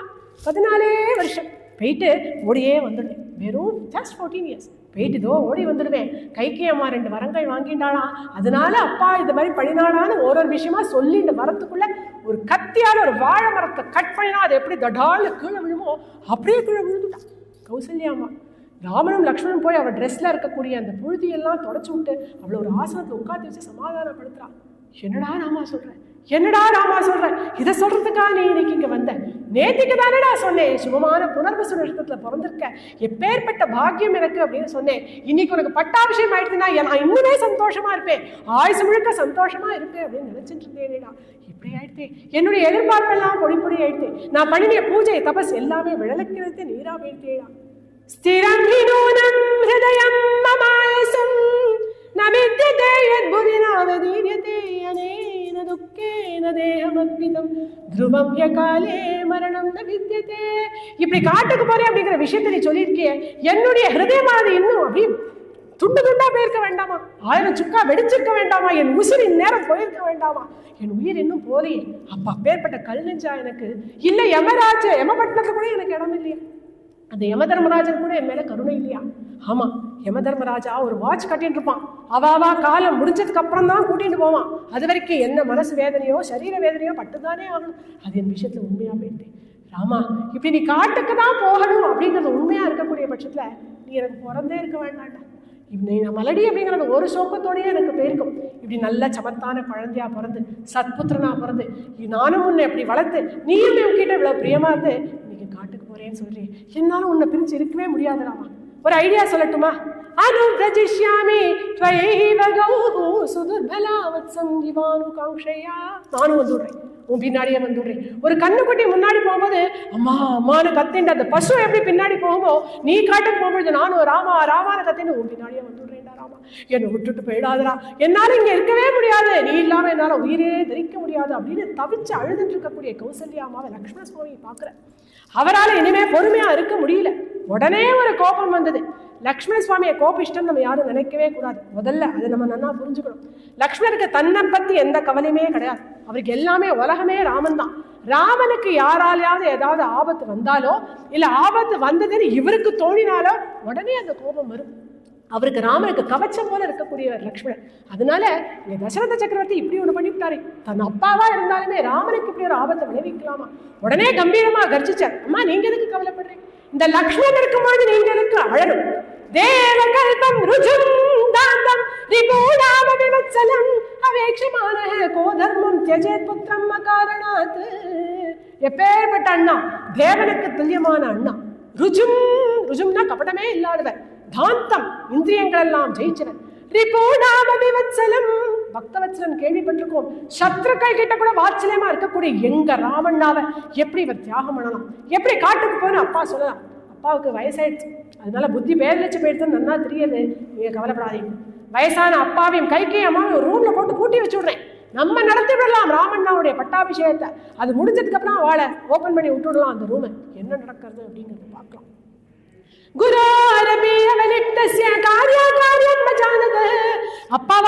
அப்பாவாவே இருக்கட்டுமே, தப்பு பண்ணி நான் பிள்ளைகள் தானே திருத்தணும். அந்த வேலையை நான் பண்றேன். நான் சொல்லியும் அப்பா கேட்கல. அப்பாவுடைய மனோரத்தம் நிறைவேறல. அது நிறைவேறாம என்னை எதிர்த்துட்டு வந்தா பத்தியத்தாம் அப்படி உண்டு கட்டி போடுறேன், இல்லை வெட்டி போடுறேன், என்னத்தையோ பண்றேன். ராமண்ணாவோட பட்டாபிஷேகத்தை நிச்சயமா நடத்தியே தீரணும்.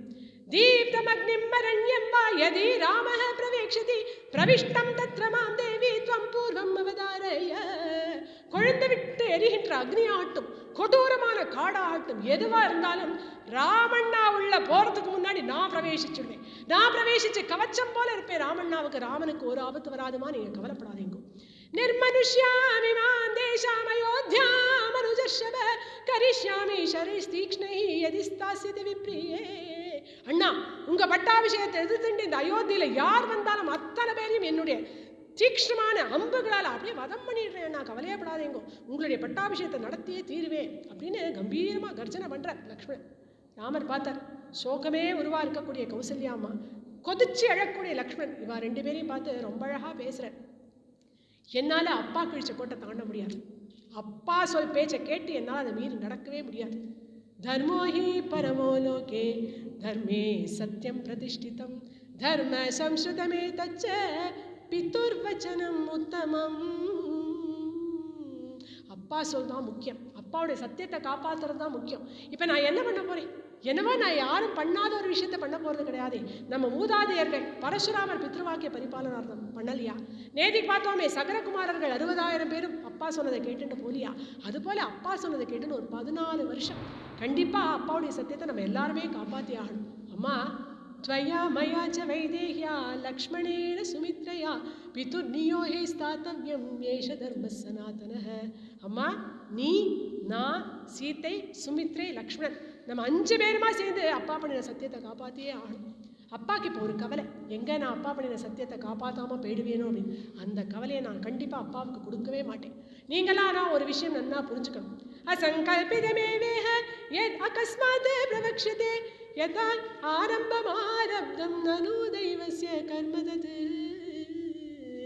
உங்க எல்லாருக்குமே தெரியும், கௌசல்யா அம்மா, கைகேயி அம்மா, சுமித்ரா அம்மா எல்லாருக்கிட்டையும் நான் ஒரே மாதிரி பிரியம் தான் வச்சிருந்தேன். எப்போவுமே இன்னி வரைக்கும் அப்படி தான் வச்சிருக்கேன். கைகேயி அம்மாவுக்கு பரதரை காட்டிலும் என்கிட்ட தான் பிரியம் ஜாஸ்தி அப்படிங்கிறது எல்லாருக்குமே தெரியும். நேற்று வரைக்கும் அப்படி இருந்த கைகேயி இன்னைக்கு திடீர்னு மனசு மாறினா அப்படின்னா அதுக்கு என்ன காரணம்? நமக்கு தெரிஞ்ச எந்த காரணமும் இல்லையே. திடீர்னு நம்ம மனசு மாறிடுது அப்படின்னா இது தெய்வ சங்கல்பம் அப்படிங்கிறத நம்ம புரிஞ்சுக்கணும். நம்ம ஒரு விஷயம் நடக்கணும்னு பிளான் பண்ணுவோம், அது நடக்காதே போயிடும். எது நடக்காதுன்னு நம்ம நினைச்சிட்டு இருக்கோமோ அது எல்லாம் கூடி சூப்பராக நடந்து முடியும். அதுதான் தெய்வ சங்கல்பம். எனக்கு பட்டாபிஷேகம் பண்ணணும் அப்படின்னு அப்பா நினைச்சார், அது நடக்கலை. என்னை காட்டுக்கு அனுப்பணும்னு நம்ம நினைச்சு கூட பார்த்துருக்க மாட்டார், அதுதான் நடக்க போகிறது. அப்போ இது தெய்வத்தின் சங்கல்பம் அப்படிங்கிறத நம்ம புரிஞ்சுக்கணும். நம்மளுடைய கடமைகளை பண்ணிகிட்டே வந்துட்டு இருக்கணும். அப்படி இருந்த போதிலும் ஏதாவது நமக்கு விருத்தமாக நடந்தது அப்படின்னாக்க அது தெய்வத்தின் காரியம் அப்படின்னு நம்ம அதை ஏற்றுக்கணும். சுகதுக்கே பயக்ரோதௌ லாபாலாபௌ பவாபவௌ எச்ச கிஞ்சித் ததாபூதம் நனு தெய்வஸ்ய கர்மதத். நம்ம தர்மத்தை பண்ணிகிட்டே இருக்கும்பொழுது நமக்கு அதுக்கு பிரதிபலனா சுகமோ துக்கமோ லாபமோ நஷ்டமோ மானமோ அவமானமோ வெற்றியோ தோல்வியோ எது கிடைச்சாலும் அது தெய்வ சங்கல்பம்னு நம்ம அதை ஏற்றுக்கணும். இதை ஏற்றுண்டு தான் ஆகணும் அப்படின்னு ராமர் சொல்லும் பொழுது இதெல்லாம் லக்ஷ்மணருக்கு ஏற்றுக்கிறதாவே இல்லை. குதின்னு குதிக்கிறார். அண்ணா விதிதான் காரணம் அப்படின்னு யாரு சொல்லுவா?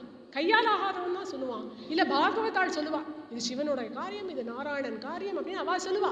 ஏன்னா அவளுக்கு விதியோட சண்டை போடுறதுக்கு முடியாது, அதனால அவள் அப்படி சொல்லுவாள். நம்ம சத்திரியர்கள் இல்லையா, நமக்கு என்ன வீரம் இல்லையா, நம்மளால முயற்சி பண்ணி பார்த்தாக்க இந்த சுச்சுவேஷன் ஜெயிச்சு நம்மளால வர முடியாதா?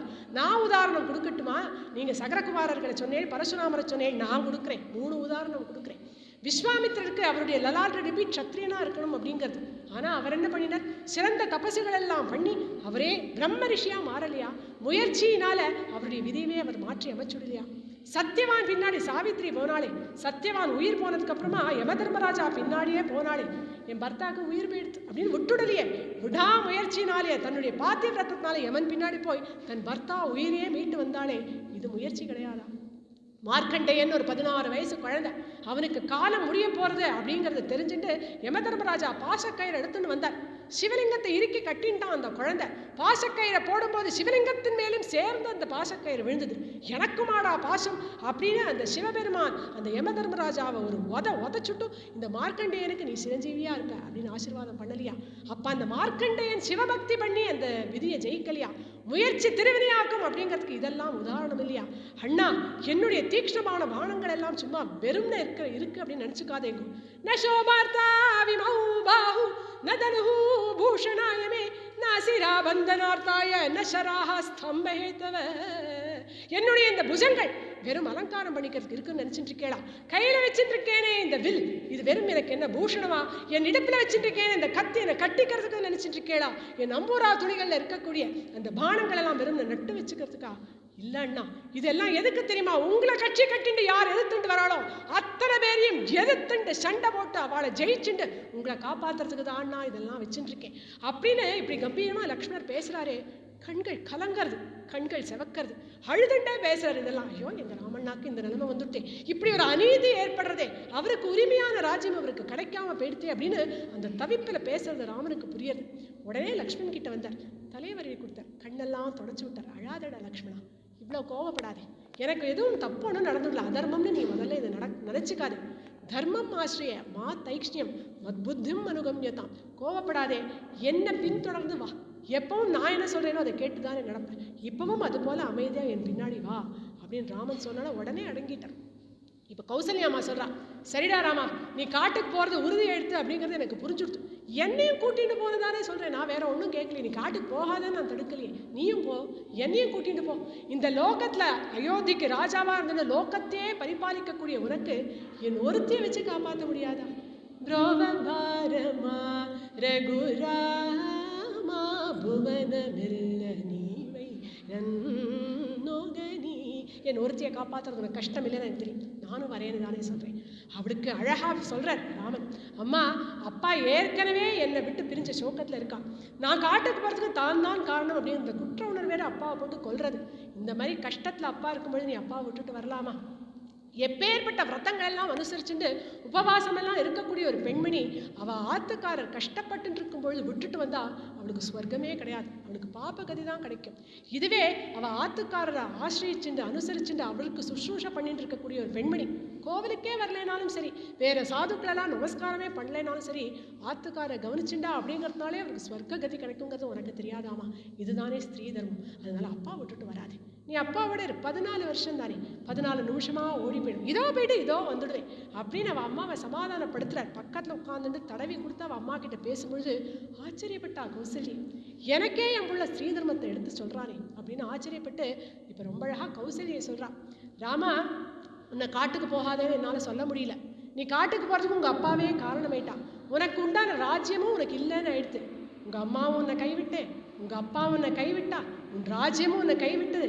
இப்போ உன்னை எதை காப்பாற்ற போகிறது அப்படின்னா, எந்த தர்மத்தை நீ திருக்கரணங்களாலையும் திருடமாக ஆசிரிச்சுன்னு வந்துட்டு இருக்கியோ, தர்மோ ரக்ஷதி ரக்ஷித அப்படின்னு அந்த தர்ம தேவதை உன்னை காப்பாற்றுவாடா ராமா. அவளே காப்பாற்றி 14 வருஷம் கழிச்சு இதோ என்கிட்ட உன்னை கொண்டு வந்து சேர்த்துடுவா, எனக்கு அதில் நம்பிக்கை வந்துடுது அப்படின்னு கௌசல்யாமா சொல்கிறா. எம் பாலயசி தர்மத்வம் திருத்யாச்ச நியமேன ச சவைராகவ சார்தூலா தர்மஸ்துவாம் அபிரக்ஷது. அந்த தர்ம தேவதை உன்னை காப்பாற்றுவா அப்படின்னு சொல்லி அந்த குழந்தைக்கு மங்களாசாசனம் பண்ணுறா. குழந்தை உன்னை எல்லா தெய்வங்களையும் வேண்டிக்கிறா. சிவபெருமான் உன்னை காப்பாற்றட்டும், ஸ்கந்தன் பிள்ளையார் எல்லாரும் உன்னை காப்பாற்றட்டும், வருணன் இந்திரன் எல்லாரும் உன்னை காப்பாற்றட்டும், வன தெய்வங்கள் எல்லாம் உன்னை காப்பாற்றட்டும், அங்கே இருக்கக்கூடிய மிருகங்கள் உன்னை எந்த ஆபத்தும் உனக்கு விளைவிக்காமல் இருக்கட்டும், உனக்கு எல்லாரும் அபயம் கொடுக்கக்கூடிய மிருகங்களாக உனக்கு காவலாக இருக்கட்டும், உன்னை இந்த கொசு பூச்சி சுள்ளான் எதுவும் உன்னை கடிக்காமல் இருக்கட்டும் அப்படின்னு நிறைய ஒரு சர்க்கம் முழுக்க இது நடக்காமல் இருக்கட்டும், அது நடக்காமல் இருக்கட்டும், உனக்கு எந்த ஆபத்தும் வராமல் இருக்கட்டும்னு அந்த குழந்தையுடைய கையில் அந்த ரட்சையெல்லாம் கட்டி விடுறா அந்த கௌசல்யாமா. எல்லாம் பண்ணி விட்டுட்டு கடைசியாக நன்னா மங்களாசாசனம் சொல்லி அனுப்புகிறா. என் மங்களம் சஹஸ்ராட்சே சர்வதேவ நமஸ்கிருதே விருத்ரநாசே சமபவது தத்தே பவது மங்களம். என் மங்களம் சுபர்ணஸ்ய வினதா கல்பயத் புரா அமிர்தம் பிரார்த்தயானஸ்ய தத்தே பவது மங்களம். த்ரீன் விக்ரமான் பிரக்ரமதோ விஷ்ணோஹ அமித தேஜசா யதாசீன் மங்களம் ராமா தத்தே பவது மங்களம். விருத்ராசுரனை வதம் பண்ணுறதுக்காக இந்திரன் கிளம்பி போகும்பொழுது அவள் அம்மா அதிதி என்ன மங்களாசாசனம் பண்ணினாலும் அந்த மங்களங்களை நான் உனக்கு சொல்கிறேன் ராமா, நீ சௌக்கியமாக போயிட்டு திரும்பி சௌக்கியமாவா. கருட பகவான் அந்த அமிர்தத்தை எடுத்துன்னு வரதுக்காக கிளம்பும் பொழுது அந்த கருடனுடைய அம்மா வினத்தை அவனுக்கு என்ன மங்களாசாசனம் பண்ணினாலும் அந்த மங்களாசாசனத்தை உனக்கு நான் பண்ணுறேன், வெற்றியோடு நீ திரும்பி வா. 3 அடி மண் கேட்டு வாமன பகவான் கிளம்பி போகும்பொழுது அவருடைய அம்மா அதிதி என்ன மங்களங்களை சொன்னாலோ அந்த மங்களாசாசனம் பண்ணுறேன் குழந்தை, சௌக்கியமாக போயிட்டு திரும்பி வா அப்படின்னு இந்த மங்களாசாசனம்லாம் பண்ணி அந்த குழந்தைய வழி அனுப்பி கொடுக்குறான். அபிதானீம் சகாலஸ்யாத் வனாத் பிரத்யாகதம் புனः. ராமா, இப்போ நீ நமஸ்காரம் பண்ண வந்திருக்கே இல்லையா, இதுவே 14 வருஷமும் முடிஞ்சு நீ நமஸ்காரம் பண்ணுற நாளாக இருக்கக்கூடாதா அப்படின்னு அந்த தாயுள்ளம் தவிக்கிறது. இன்னும் கிளம்பவே இல்லை காட்டுக்கு, நீ போயிட்டு திரும்பி வந்த நாளாக இந்த நாள் இருக்கக்கூடாதா அப்படின்னு துடிக்கக்கூடிய அந்த அம்மாவை தடவி கொடுத்து சமாதானப்படுத்துகிற. அந்த குழந்தைக்கு முத்தா கொடுக்கணும் நெற்றியில் அப்படின்னு எம்பரா வசரமாக இருக்கார் ஓங்குதாங்க ராமர். அப்படியே முதுகில் கை கொடுத்து அந்த குழந்தைய வளைக்கிற. அந்த குழந்தைய கட்டிண்டு உச்சி முகர்ந்து கண்ணீரோட வழி அனுப்பக்கூடாது அப்படிங்கிறதுக்காக கண்களில் கண்ணீரை தேக்கிண்டு கௌசல்யாமா வழி அனுப்பி கொடுக்குறா. ராமர் அம்மாவை பிரதட்சணம் வந்து நமஸ்காரம் பண்ணுறார். கௌசல்யும் ராமனை பிரதட்சணம் வந்து கட்டிக்க மனசே இல்லாமல் எப்படி சமாதானம் ஆகும் அவர் அம்மாவுக்கு? மனசே இல்லாமல் எதுவாக இருந்தாலும் வேறு வழி இல்லை, சௌக்கியமாக போயிட்டு வாடா குழந்தை அப்படின்னு ஆசீர்வாதம் பண்ணி அனுப்புகிறா. அப்படிங்கிற இந்த கௌசல்யா மங்களாசாசனங்கிற கட்டத்தோடு நம்ம இன்றைக்கி நிறுத்திக்கலாம். இந்த கௌசல்யா மங்களாசாசனத்தை கேட்குறவா, அனுபவிக்கிறவா, படிக்கிறவா, எழுதுறவா எல்லாருக்கும் அவாவாத்து குழந்தைகள் இந்த ஸ்லோகங்கள் எல்லாம் சொன்னாக்க எந்த ஒரு பிராணிகள்னாலும் எந்த ஆபத்தும் வராது, சௌக்கியமாக இருப்பா அப்படின்னு எனக்கு பலஸ்ருதி சொல்லப்படுறது. நேற்றுக்கு சீதா கல்யாணம் கேட்டவாளாத்தில் நிறையா மங்களங்கள் உண்டாகும் பலஸ்ருதி. ராமஜனம் கேட்டவாளாத்தில் நல்ல சத்புத்திரர்கள் பிறப்பா அப்படின்னு இதெல்லாம் பலஸ்ருத்தின்னு பலனை எதிர்பார்த்து நம்ம சொல்லலை, ஆனால் பலஸ்ருதியும் சொல்லப்பட்டிருக்கிறதுனால நம்ம இங்கே சொல்கிறோம். இன்றைக்கி இந்த மங்களாசாசன ஸ்லோகங்கள் சொல்லியே ஆர்த்தி எடுப்போம். நாளைக்கு உண்டான கதைகள், நாளைக்கு தான் சீத்தை வந்து ரொம்ப அழகாக முத்தான மொழிகளில் பேச போகிறா, நானும் காட்டுக்கு வரப்போறேன் அப்படின்னு ராமன் கிட்ட கன்வின்ஸ் பண்ணுறது. அதுவே 1/2 மணி நேரம் அவன் ரொம்ப அழகாக பேசுவார் 2 பேரும். அதுக்கப்புறம் லக்ஷ்மணன் நானும் வரேன்னு சொல்கிறது. இவள் எல்லாருமா தசரதருடைய அரண்மனைக்கு போய் விடை பெற்றுட்டு வரும்பொழுது அங்கே சுமித்ராமா, கௌசல்யை, சுமந்திரர், வசிஷ்டர் எல்லாரும் பேசுறது. அத்தனை பேர்ட்டையும் விடை பெற்றுட்டு கிளம்பும்பொழுது பௌரஜனங்கள் எல்லாம் அழுதுண்டே இவளை வழி அனுப்பி கொடுக்கறது. இதெல்லாம் முடிஞ்சு கங்கை நதி கரையில் தன்னுடைய ஆத்ம சமசகாவாக இருக்கக்கூடிய குஹனை போய் நாளைக்கு பார்க்க போகிறேன். அந்த குஹனோட அளவலாவி கங்கையை கடந்து பரத்வாஜ ஆசிரமத்துக்கு வந்து அங்கேருந்து யமுனையவும் கடந்து சித்திரகூடத்தில் போய் செட்டில் ஆக போகிறா. அது வரைக்கும் இருக்கக்கூடிய கதைகள் நம்ம நாளைக்கு பார்க்க போகிறோம். எல்லாரும் அவசியம் வரணும்.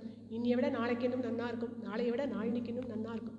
அவசியம் எல்லாரும் தினமும் கதைகள் வந்து அனுபவிக்கணும்னு கேட்டுக்கிறோம்.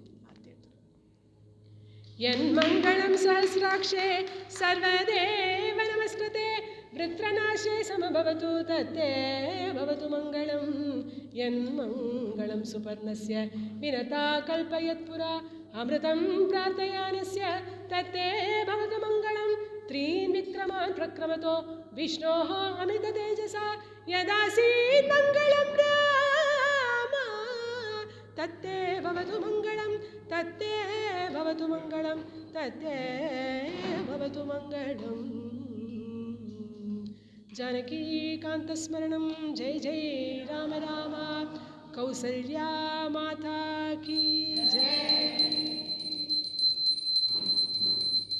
सीताराम सीताराम सीताराम सीताराम सीताराम सीताराम सीताराम